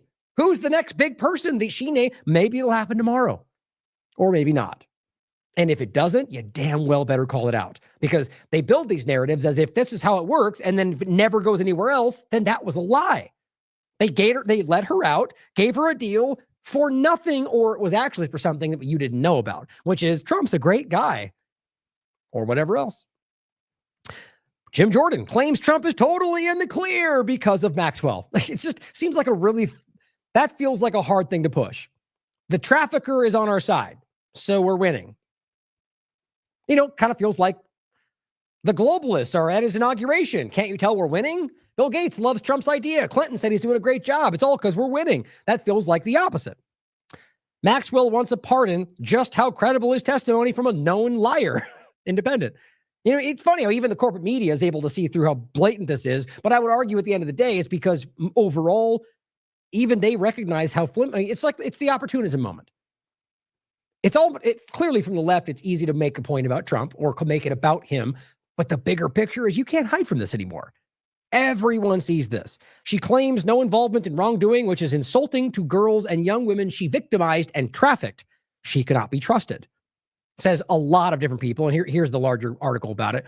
Epstein survivor's family blast DOJ for allowing Maxwell to rewrite history. So this is the point that really stands out to me. If you are out there as a conservative or Republican who's saying that this is what you care about, whether Epstein or anything else, that you're saving the children, going after the child predators, and making it about Epstein and Maxwell up until recently, and now you're not even just making a deal, but allowing her to lie about the whole situation. And I mean, in ways we can quite literally prove our lies, not just because of her testimony, but like other ways in regard to testimony from other people, in regard to, things that they've been forced to divulge because of the way it all went down in regard to how she worked like as a madam for him.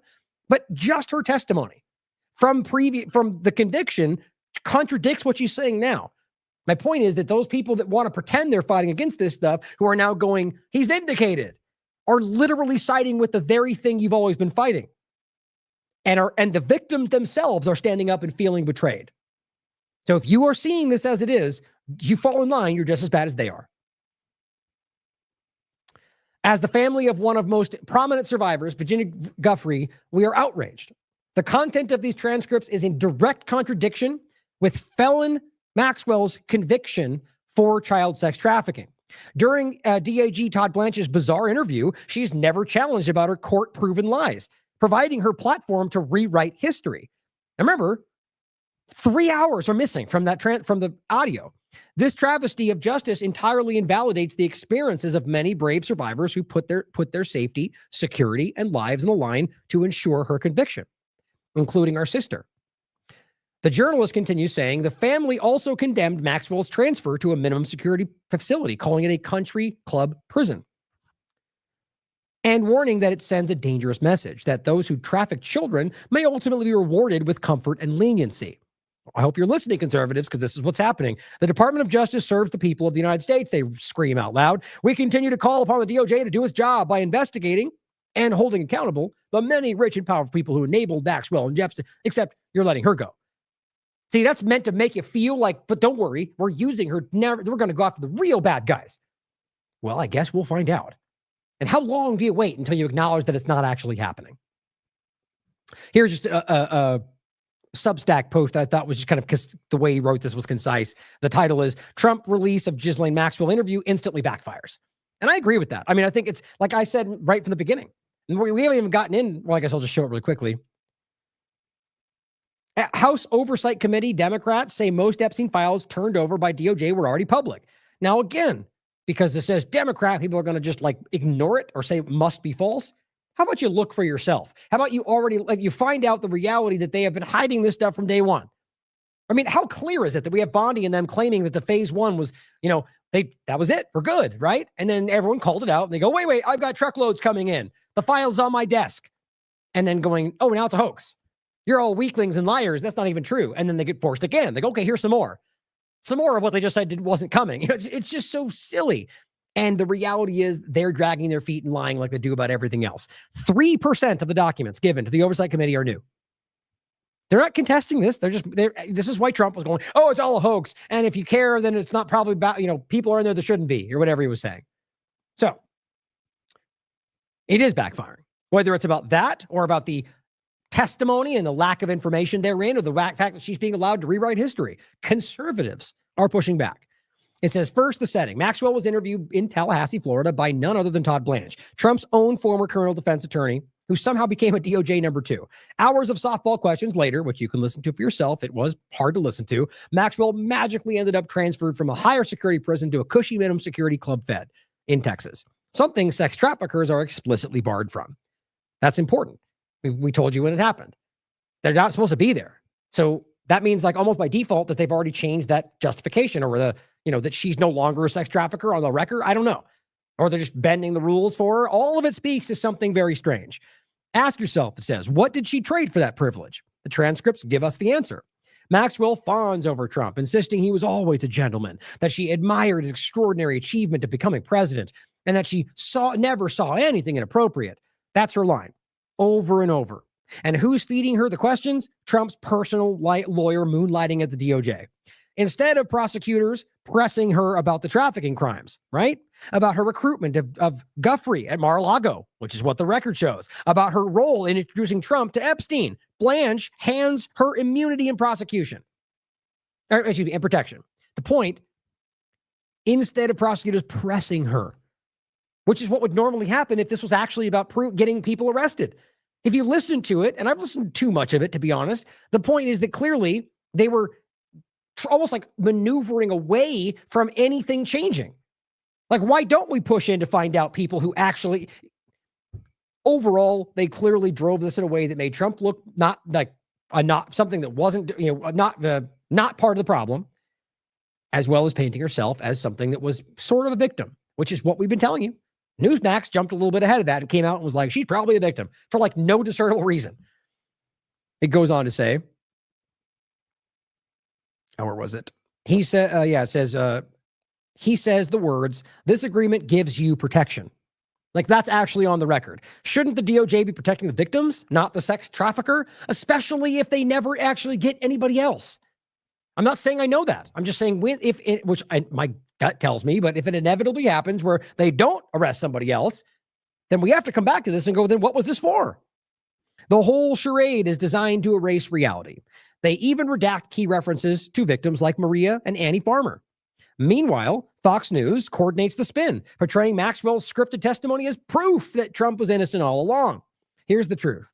Maxwell wasn't some innocent bystander. She was Epstein's partner in crime, and she was Trump's friend and connector.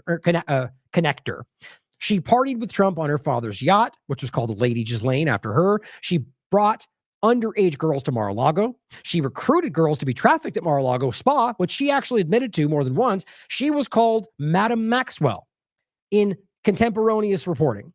And now Trump's DOJ wants us to believe she barely knew him. I mean, I agree. It's insane how bad this is. So I want to get into some stuff about Israel, but unfortunately I'm realizing that I might have to wrap up some of this and fill it in the next show, which very well may be tomorrow if I can make it happen. But I want to give you some of this before we have to go today. First, the influence from Israel on a lot of this, which is what I was going to start the segment out in, but I kind of just want to make sure you see some of this. I'm sure you've seen this before. It's from 2024, but it really is beyond the pale. And it's something that we've been talking about quite a bit. This is HR 8445. The simple point, it literally reads, in the service of I actually pointed this out on AM Wake Up like a week ago or more than that. The service of a citizen of the United States in the Israeli Defense Forces shall be treated in the same manner as service in the uniformed services. That is your own government literally writing into law or through legislation. I mean, I'm trying to think if that would be in any way repugnant to the Constitution. It probably is in some way. But overall, writing into law that if you're in the IDF, that you are treated the same as if you were in the U.S. military. How in the world is that out there? I mean, that's not like if you are in working together for a U.S. agenda. That means that anybody in IDF is seen under this law as a member of the U.S. Armed Services. Now, that's not how they want you to frame that, but how do you read that any differently? The service of a citizen of the United States in the IDF. Realize many of them have dual citizenship, which we'll point out again in a second, shall be seen as the same. So like, the only difference is whether you also have U.S. citizenship, which seems to be pretty happily handed out. So that means the ones committing genocide are treated as a member of U.S. I mean, it just is so crazy to me. That doesn't exist for anything else. Mel points out, or Dominic says, Israel now considering military recruitment inside the U.S. because of a shortage. And Mel simply says, on what planet is okay for a foreign government to come into our country and recruit for their military? What the hell is even going on anymore? I mean, you put these pieces together, guys, it's not hard to see what's happening. It's just really uncomfortable to acknowledge that this seems to be the reality. Here's an example of Greenblatt kind of letting it slip, where he accidentally identifies himself as Israeli. Remember, he in the game, the show, he's supposed to be an American citizen with an American company who just believes in the Jewish homeland, even though that's not what Israeli is. That's not what Zionism is. But he's not supposed to be identifying as somebody who is an Israeli with an Israeli company. And he even tries to walk it back. Here's what he said. The national symbol of Israel is the shield. It's the Star of David. Which is a Zionist symbol. I mean, you look it up for yourself. Even rabbis will point out that if they're honest. Forget what's called what the menorah, I think, is the actual symbol for Judaism, not the Star of David is a flag for the national symbol of Israel, not Judaism. But they conflate those things. Symbol of our people is not a weapon of war. It's an instrument of defense. The thing that most embodies our entire ethos is not harming others. It's, again, creating a better world. And he said our many times, by the way, but this is the last point that matters. This is fundamental to our tradition for thousands of years. And so the idea that our national anthem would be the Hatikva, would be the hope. I should say our. It's the... Because the whole time he's conflating Judaism with Israel, right? And our thousands of years, okay, he's talking about Judaism right there. It's not the same as Israel, but that last one, when he even recognized it. Our national anthem. So think about saying that as an American. You think you just accidentally say that? You think you're talking about our Chinese? No, you know what? That is a slip of the tongue. That's why it's got a lot of coverage, because of the way that it came out. Really try to think of a moment in which you'd accidentally say our national anthem while referring to any other country's national anthem, unless you see it as your national anthem as an American. Years. And so the idea that our national anthem would be the Hatikva, would be the hope. I should say our. It's the Israel's national anthem. So the idea that our national anthem would be the Hatikva, would be the hope. I should say our. It's the Israel's national. And sorry for the ridiculous audio being out of sync. It's funny how that always seems to happen with certain conversations. Mark Levin, in this clip, fantasizing about Americans being ready to fight and even die for Israel, urging his audience to prepare for war. But wait, peace, President, though, I thought, right? But it's okay because we want to fight and die for Israel. He claims that real threat is within, pointing to schools, media, culture, politics, parties as being infiltrated by the enemy. Of course, what he wants to frame it as the Democrats. But all that is an effort to get Americans to fight themselves. That's what it feels like to me. Drawing comparisons to World War II and the Civil War, Levin insists that Americans have always risen to the fight. He reminds listeners of the thousands who died in the Civil War and warns of that once Americans are angry enough that they'll fight again. Again, for Israel is the point. Now, this is a hopeful point. This is showing these monsters like Stefanik. Remember, she was the one literally handshaking that was driving forward that lie about places like Colombia, right? And got wild support from Zionists and Israel. Of course, overlapping with Trump. She comes out, listen to her own constituents. This is what you need to see, guys. Everywhere in this country, people are beginning to see this. And these people are still staying in power, which needs to show you that we're really not in charge of that. Or it's at least been taken from us. This is what the people think of her. And she's in power because of AIPAC.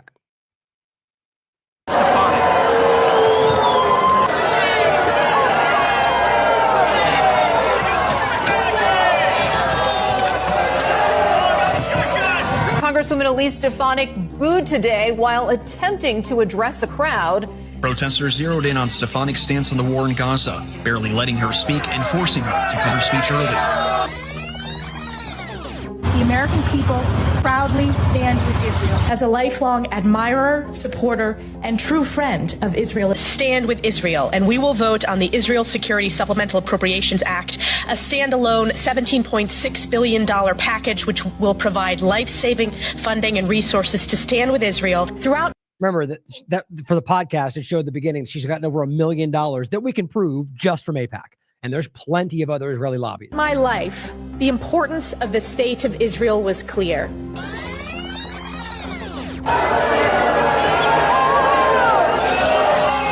What they're trying to show you right there is that she'll stand up all day long and say, we, as the people of this country and everybody in my state, we all stand with Israel. No, they don't. Now, and if you want to make that about Jewish people, you're clearly falling for the lie, right? We're talking about Israeli government actions. And I can show you Orthodox Jews around the world that called this out all day long. I have a clip I put out on Twitter the other day, the truth about Zionism. It's coming from a rabbi breaking down for you the basic historical reality that shows you Zionism does not represent Jews. People are starting to break through. And I've never shied away from the facts, even when this was impossible to talk about. You know that. But interestingly now, it's becoming easier and easier because people are starting to see it. But people need that sometimes to show that other people are willing to jump out there, right? To cut down the weed. The problem is when people in the mainstream alternative media try to step over that and claim they did it first because they want to drive you into the next lie. At least consider that.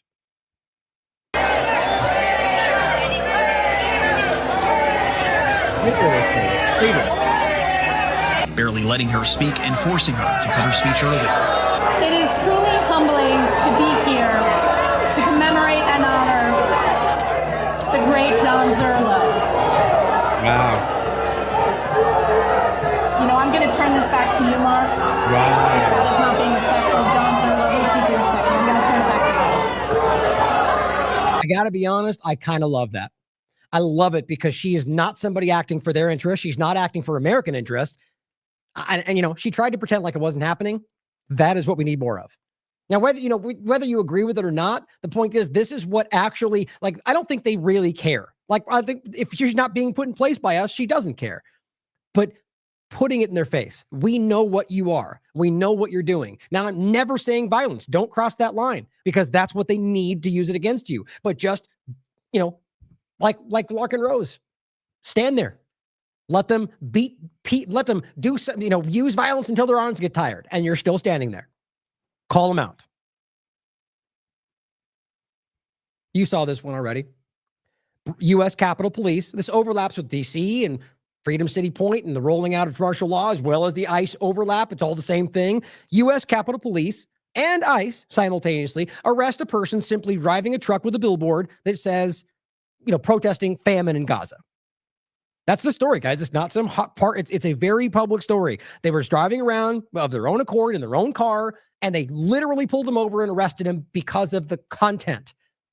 There's really no more to the story. That's shockingly unconstitutional. They know that. So all these other cases where they're trying to give you some nuanced, broken argument for why it's, would normally be wrong, but national emergency or whatever else, they know what they're doing. And it's clearly not for you.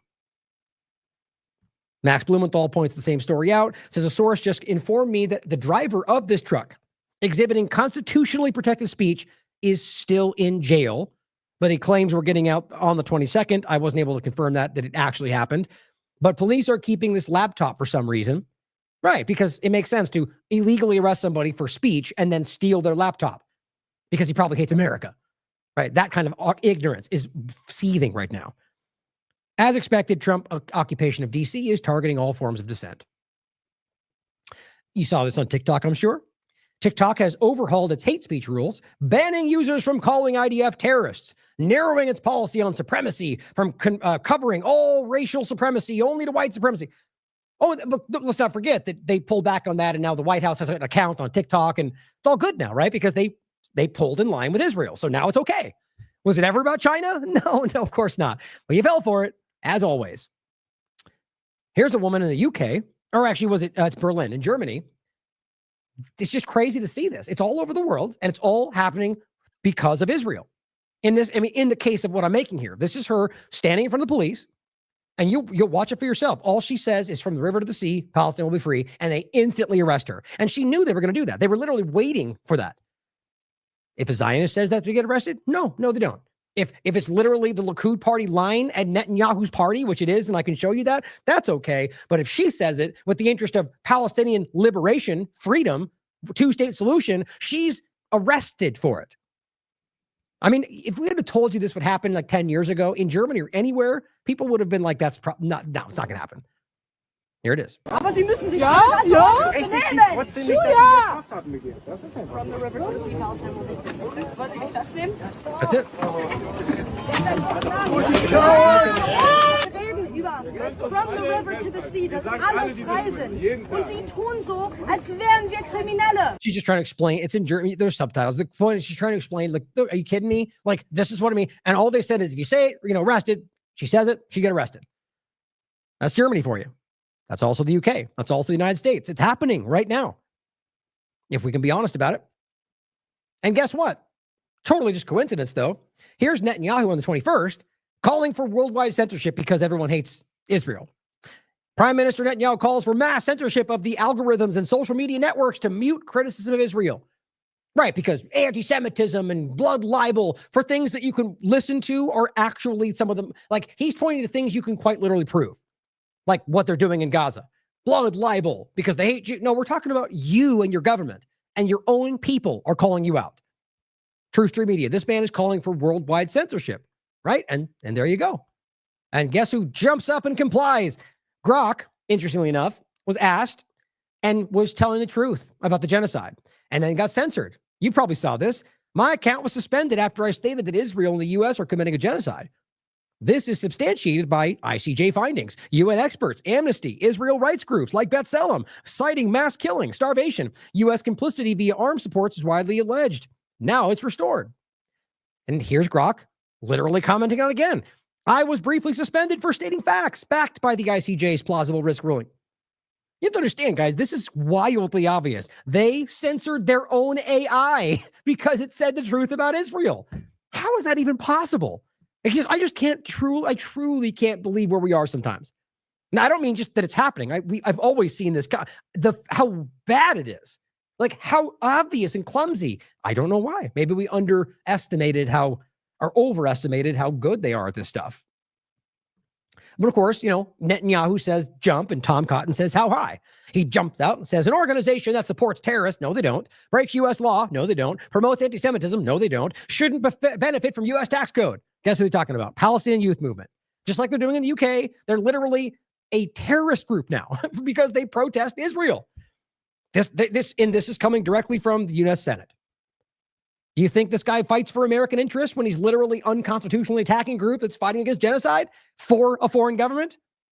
I'm sure you can work that one out. WikiLeaks. Leaks reveal Microsoft helping Israel deploy Azure cloud for mass surveillance and airstrike planning. I mean, I've made this point many times over the year. It's actually not hard to see. Microsoft is a huge part of this. Leaked documents reveal Microsoft's Azure cloud was used by Israel's Unit 8200. What a surprise, for mass surveillance of Palestinians. Recording millions of calls from Gaza, the West Bank. Sources inside the unit told 9272 magazine that the data was used for arrest, blackmail, targeting, killings. Thanks, Microsoft. It's everywhere. Europe's growing fear, how Trump might use U.S. tech dominance against it. Now, that's not what it's really about. It's about the point in this article. To comply with Trump's executive order, and this is the date is June 2025. To comply with Donald Trump's executive order, Microsoft, who we just pointed to, that's completely overtaken by Israel in many ways, recently suspended the email account of an international criminal court prosecutor because they were investigating Israel. That's the reality of it, guys. So Trump, rather through his executive order that forced them to comply with this, Microsoft suspended an email account of an international entity. Because they're calling out Israel. Like, you have to understand how wild that is. And now, Mark Rubio. 4 more ICC officials sanctioned. The U.S. is sanctioning ICC judges who are applying international law. Now, I'm not saying I agree with everything these groups do. I've criticized them in the past, even in regard to not doing anything about Israel. But you can quite literally prove the claims that are happening. And Marco Rubio, a blind Israel supporter, will fight for Israel's genocide over your rights, over human rights. It's just beyond the pale. And on top of that, Mohammed Shihada points out, here's Prime Minister of Israel saying, Netanyahu says, congratulations to Donald Trump and Secretary of State Rubio for imposing further sanctions on ICC judges. I mean, you got to be able to see how clear this is. A senior ICC official was just telling me, this is Muhammad Jihada, that ICC prosecutors had prepared charges against Ben-Gvir and Smotrich for crimes of apartheid, but never filed them out of fear of sanctions. Trump sanctioned those very same prosecutors anyway. Cowardice won't save you. He makes a good point. If you think you can pull your punches because you think they're going to go after you anyway, because you have those ideas and that's what they hate. This is wild to me. This is Gen X Girl covering the influencers in this, right? This is like right now. This is August 20th. Netanyahu in Israel reached out to a bunch of right-wing influencers and had them all flood into Israel so they could lie to him about everything. And then they came, while they were there, gave a bunch of BS coverage about the lies around what's going on in Gaza, and then came home. Many of them did the same thing. That's what this is really about. Coordinated OP to brainwash the Christian right. Now, there have been testimony about this from people that have done this, where they get seduced by women, IDF women and honeypots, and all the ways they get them to feel beholden to this. And on top of that, Emily just returned from the trip we just showed you, and the moment she got back, she starts attacking people for calling out that Tom Alexandrovich, the Israeli government entity that was caught in a child sex sting. She's calling this person out for calling that out. It's hard not to see this. Oh, look at this. I think they deleted it. Yep. Perfect. So she deleted the post because everyone started calling her out. She says, the cross right next to your cleavage is so hilarious. That's what you have to say when this woman calls out that your government's supporting pedophiles? You have to understand that they were there, and they come back and they immediately jump into calling Israel talking points. And now she deleted it. Good. Misty points out, or the squirrel breaks this down, that one of those same people, this guy's Destiny, basically it says, genocide Zionist streamer Destiny has admitted to having child porn on his computer. Of course, no big deal. Dude's always been a creep, she says. And that's Misty saying that. And an obvious op. Every single person who's platformed him over the years gets heavy side eye from me. The point is, here's another example of one of these influencers that are suddenly, I mean, it doesn't have to mean it's all part of that's why. But you understand that people that are doing this in many cases are because they can be compromised. Thomas Massey.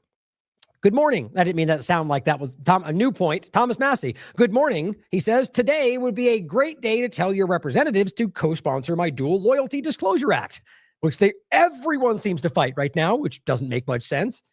If dual citizens run for office, they should disclose all the countries in which they hold citizenship, right? Every one of them will pretend like that makes sense until it comes to pass. They vote it down. Why? Because we're overrun by Israeli dual citizens. It's not a secret. I mean, it's not about Jewish people, guys. It's other than the obvious overlap that plays in Zionism. It is clear, and that's why this is getting fought. That's why everybody seems to hate him right now in Congress, but everybody else loves him because he's doing what everybody else thinks should happen. And of course, we have influencers. We've got Congress overtaken, but of course, the executive branch. This is NWO says the Wailing Wall is a fun little prank the Israelis like to play on nominally Christian politicians because it's tantamount to a rejection of Christ. The wall is said to be part of the second temple that was prophesied to be destroyed and assumed by the body of Christ. And regardless of the overlapping point they're making from the religious perspective, my point is that every one of these people seem to go and do whatever Israel tells them to do in order to get Israel benefit. You just need to see how clearly all of this has influenced this country. Now, really what I was going to get into to wrap, which will probably take another hour, to be honest. But, one is just that Netanyahu has publicly endorsed the Greater Israel Project, which you guys are probably like, yeah, that's old news. This is real. But average people have been told that's a conspiracy theory. And now he comes out and endorses it. And here, in case you wanted to see it, that's one of the versions of it. And it wouldn't surprise you to find out it's every place they seem to be trying to take over under claims of being attacked and defending themselves. And really, it's about taking what they want at the expense of everybody, and including Americans. Israel Army database suggests at least 83% of Gaza dead were civilians. Now, you already know this. Not necessarily the exact number from their database, but we said this in the beginning in regard to Hamas, for example. The army and their intelligence said openly that there was no evidence of what they were claiming. This is the same thing. Their own databases now show that they believe 83% of the people they killed were civilians. Of course, all the Zionists dutifully went to work trying to break down why it's one big lie. Read it for yourself. It's not hard to understand, as well as the Guardian article that did the same thing. You need to see how clear this is. You didn't need this to understand it was a genocide, but this just goes over the top, as well as the ongoing famine. Here's Trump saying Netanyahu is a war hero. He's fighting, they're trying to put him in jail on top of everything else. How about that? He's nuts. He's a war hero because we work together. He's a war hero. Yep. I guess I am too. Yep. That's the truth. You see, it's funny how that's the truth, and he tries to laugh it off. It's just like there would be somebody that list and they might not belong there. He seems to be kind of slipping in regard to the way he runs things. But overall, you're both war criminals, just like Biden's a war criminal, just like Obama and Bush are war criminals. But clearly right now you are aggressively waist deep in an ongoing genocide. You can't run from that, man. That's, and you all committed an ongoing genocide with the health side of things too.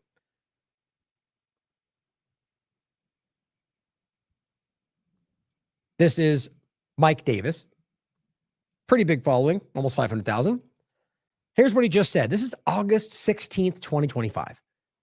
A supermajority of Gazans supported Hamas's kidnapping, raping, torturing, and murdering all Israeli women, children, babies, and elderly on October 7th. I mean, my God, I don't think anybody other than blind following politicians and screaming Zionists are even remotely of the mind that there was rape, that there was beheaded children or babies killed, and all of that. It's unbelievable that they're still pushing these lines. And on top of that, a supermajority did not support any of those things. They supported the act of armed resistance because you guys support their genocide. Easy to prove. I simply said a shocking amount of influential people in the U.S. still throw out these absurdly false and debunked claims about October 7th. Gazans supported Hamas, kidnapping, raping, torturing, murdering. Wow. Raping didn't happen, right? It's the main woman in the gray pants. She's free. That didn't happen, guys. You understand that now. On top of the fact that all the other things, all the lies about the data they didn't get, or the fact that there's nobody, and they still shout you down for that. As I said in the beginning, damn you for making me have to, the idea that we had to have this deep and ongoing investigation about whether people were raped. Damn you. Horrible people. And damn you for lying about that. It's just horrifying. But these kind of people are still pushing these lies. Here's something I want to play, and then I want to point out the famine points, and then we'll get to some of this in the next show. I want you to understand that this is daily life in the West Bank. Okay, this is what's happening every single day to these people. And I just want you to watch this carefully, okay? Because what you're going to see is a family sitting in front of their home and land that, you have to understand that there's been generations of Palestinians that have been moved from their land, stolen from them, and then put somewhere else. And then they do the best they build they try to make a life in that new place, and then this happens. Or they go, we're going to build a swimming pool, so we have to move you again, and you have to pay for us demolishing your home. This is so easy to prove. It happens every single day, all because they're Palestinian. In this clip, you're watching them get removed. These settlers walk up to them, sitting at their home, and start harassing them. They try to push them away. One of them gets beaten to the point they get knocked unconscious. And then the IDF run in and point their guns at the people being beat up. Because that's what they do. They literally protect these people who are stealing, robbing, and raping every single day. And I don't mean that hyperbolically. That's literally what's happening. Watch this for yourself and tell me that you support this. Of course, they got the hoods on, right? The way they would show you these pictures of the evil villains, they always seem to look like the way Israelis dress when they pretend to be Palestinians. Just walks up, starts hitting him for no reason. Okay, and then right there, boom. Just so it's clear, I know it's a smaller video. That guy, with his full body weight, literally cracked that woman's skull. That's an older woman. Okay, so what you're seeing is the guy engaged with him, chase him off. The mother, woman, grandmother, whatever she is, raced after, probably to protect him. And that settler went right for her on the ground and cracked her head open. And they'll never be held accountable for that.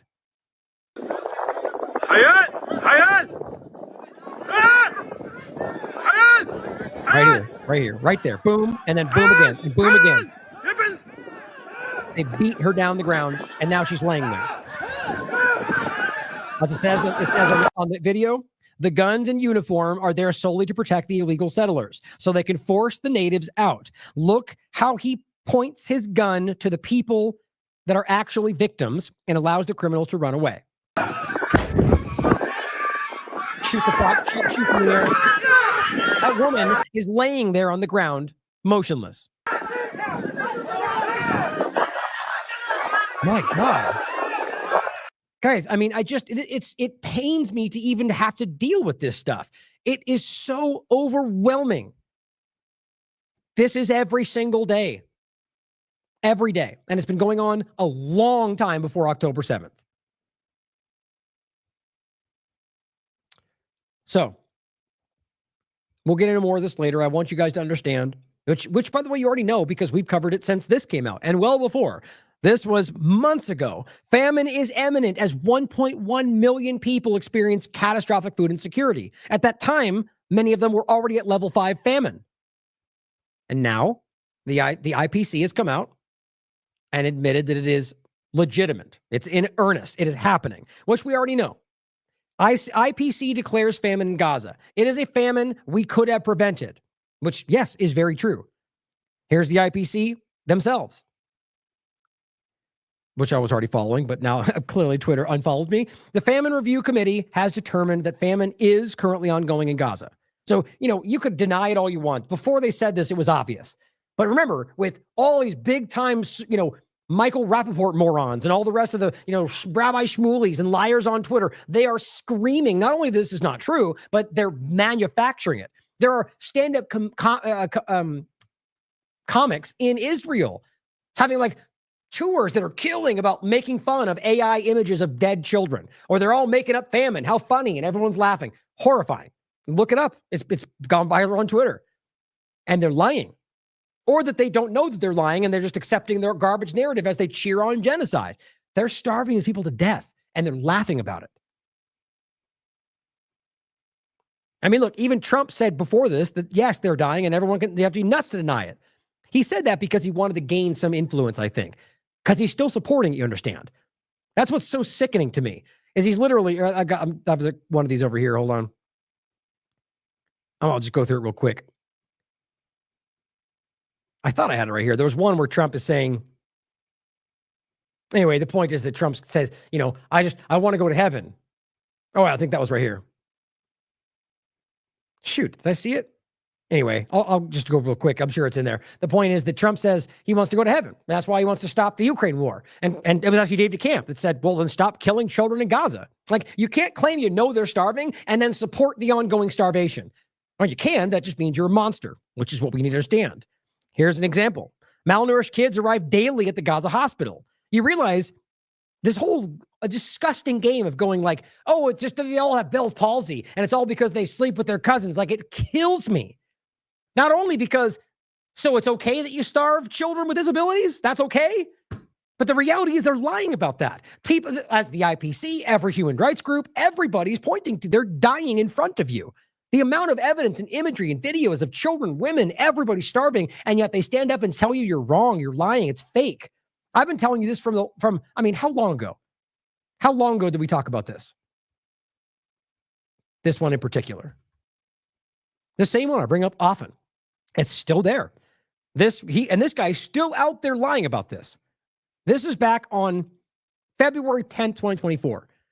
And it's posted from Kogat, which is the actual Israeli entity that's supposed to be maintaining the flow of goods.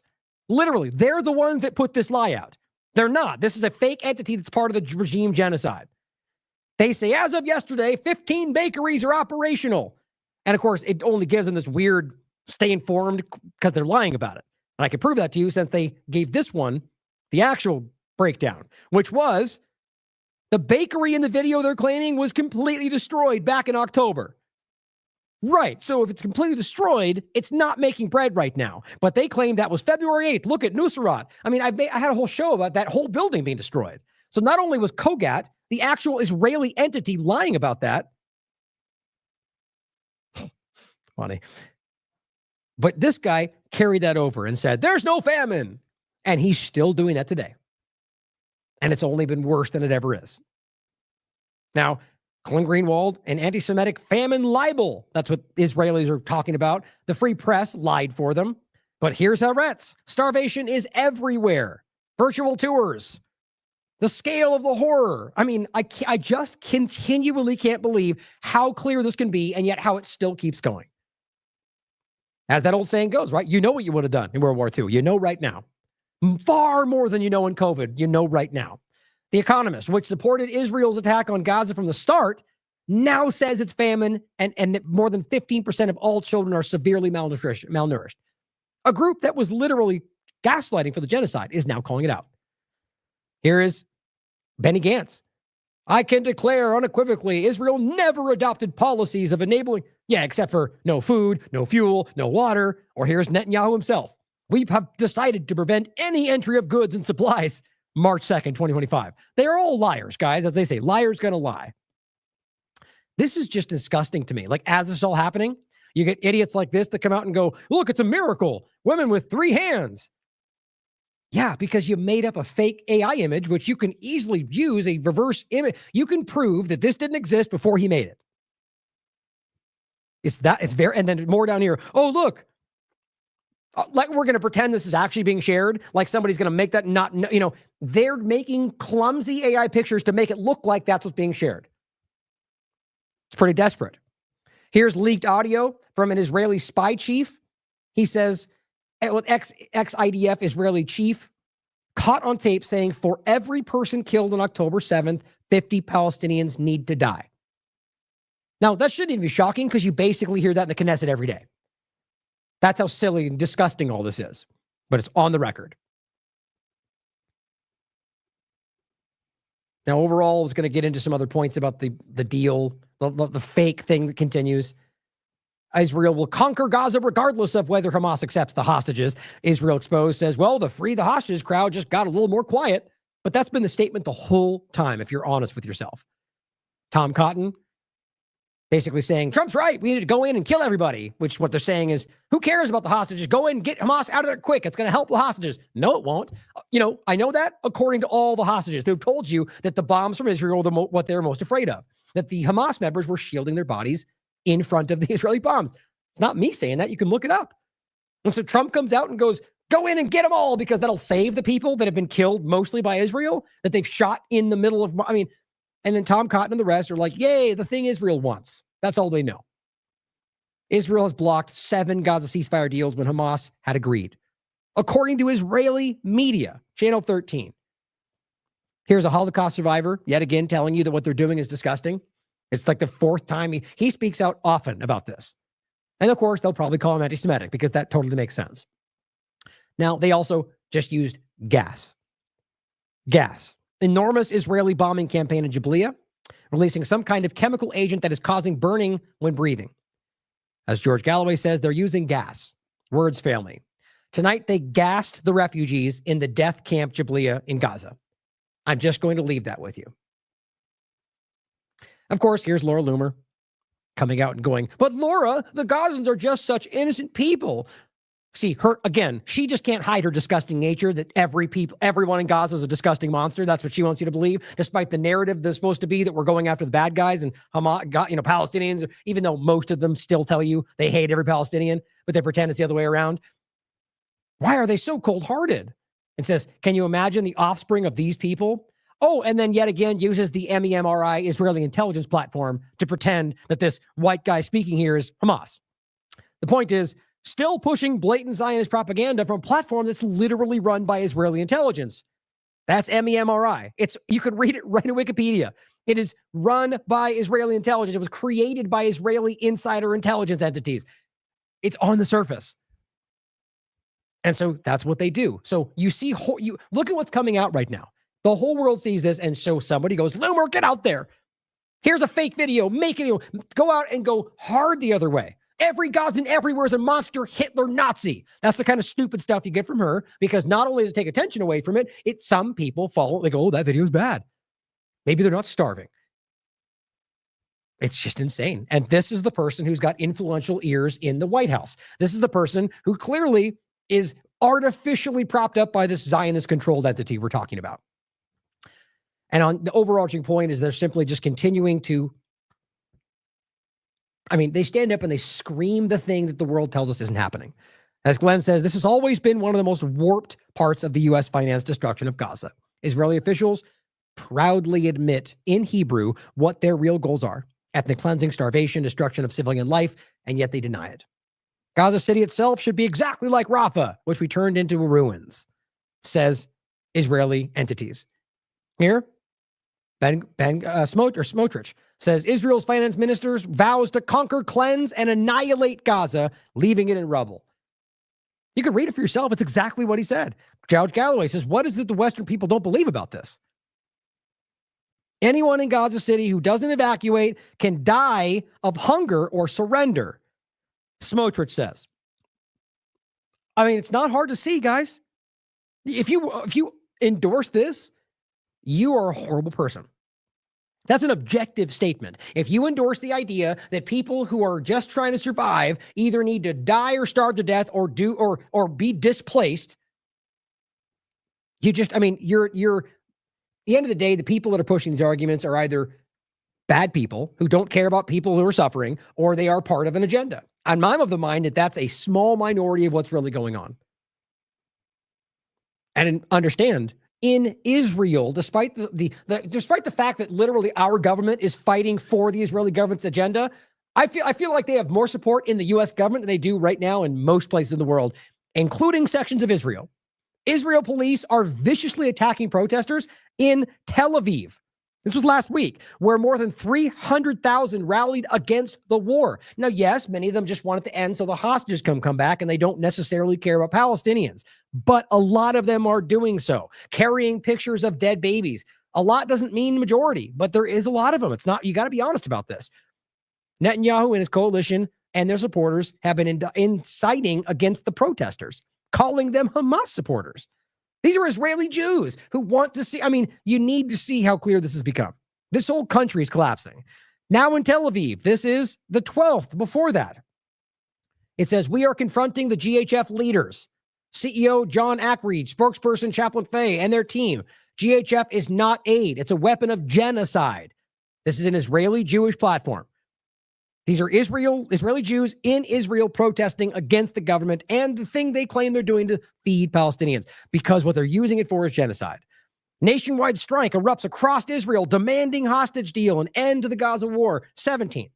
Now, as always, even this broken platform tries to make it sound like what they're doing is, screaming at you, America. Hamas, let go of the hostages. That's not what they're doing. They're screaming at the Israeli government to take whatever deals offered to end the war so they get their hostages back, their families back.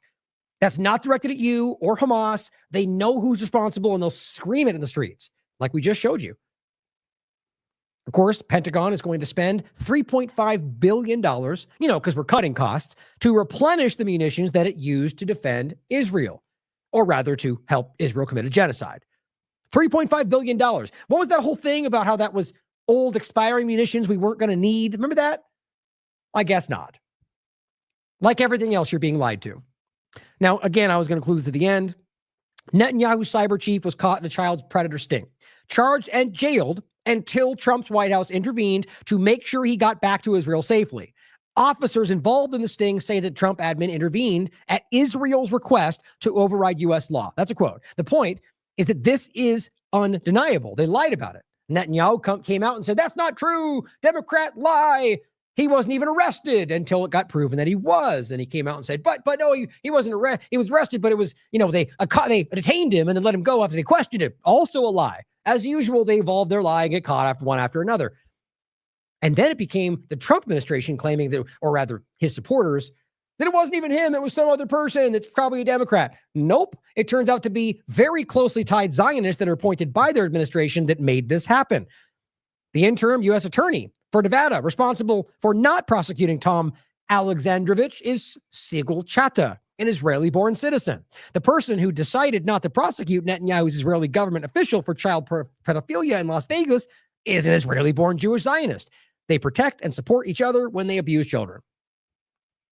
I mean, this is just statements, but you could prove this. That's my point. Is I've gone over this. It's been circulating. Even corporate media has been forced to acknowledge this. Guardian wrote a whole article about it. Here's what I recommend you read. This is from the Electronic Intifada. Trump administration shields Israeli official charged with sex crimes. And this is the overlap. That's the woman we're talking about. Over 100 judges signed a letter opposing Trump appointing Sigal Chattah, an Israeli-born Zionist who does Mossad's bidding, as Khaleesi frames, at the interim U.S. attorney for Nevada. Realize her whole video they put out, I don't think I included it. Her video to be put in that position was all about, I'm an Israeli, pro-Israel, fighting for Israel. That's all it was about. And trying to go against one of the squad. Because that's what works, right? Democrats are bad. I love Israel. Apparently that's all you need. And she is quite literally working for Israel at the expense of, she's letting a child predator go back to Israel because he's an Israeli. And as Mel pointed out, I said a very important comparison. Like I said earlier, do you want to see what Zionist privilege looks like? Look no further than this, a juxtaposition of the criminal justice systems in Israel and America when experienced by each other's citizens. This American child is currently in Israeli prison right now, lost weight with scabies and whatever else. That man is currently back in Israel because they let him go. And you know who's not talking about the American citizen? Anybody in the U.S. government. And lastly, which I was going to get into more in depth, I've covered this quite a bit. It's not just Israel, guys. 5 Saudi students accused of rape, murder, hit and runs have fled Oregon before trial. This is back in 2019. This is only one coverage. So the Oregon police made a whole big thing about this. I think it's right. Oh, it's behind a paywall. If you open the paywall, you'll find it's like a tweet, I think, of the Oregon police that are calling this out. How the State Department, how the U.S. government step in and literally let these people fly back to Saudi Arabia and get away with literal rape and murder. It's an overwhelmingly large list.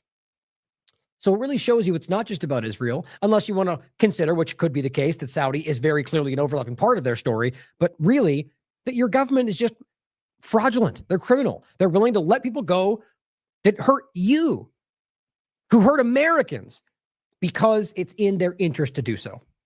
It's really not that hard to understand. They don't care about you. I just wish we could truly come to terms with that. But we will have more to get into soon. Plenty more to get into. Like I said, tomorrow it depends. But I'm really, like I said, I'm trying to put as much energy into this as I can right now to keep to get back to what we were doing before. But really, starting on the first forward is when I feel like that we, based on a few things where we're going to really, I have meetings already set up with everybody to make sure we can get some writing going again. The point is that we're pushing back. But thank you for tuning in today, guys. I think this stuff is wildly important to understand how it all interconnects, to understand what's really going on in your government. And we just got to stop hiding from this and acting like it's somehow, always consider that it could be a lie from somebody, Democrat, Republican, somebody's lying because of their agenda. Yeah, it always happens. To argue that's never the case, we know it goes on. But to then use that possibility without evidence to dismiss things in front of you, that's just willful ignorance.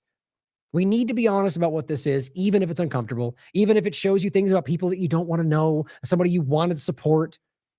If you'd rather support somebody based on lies, then you don't really care about the truth. You don't care about what you're fighting for. But see, I know the majority of you out there do. Left, right, aware of the illusion. I know that you guys want good for this country. And that's what I'm trying to show other people that seem to look at the Benny Johnsons and Joneses or the left version of the same things and then frame that's how all Democrats and all Republicans think. I think that's obviously not true.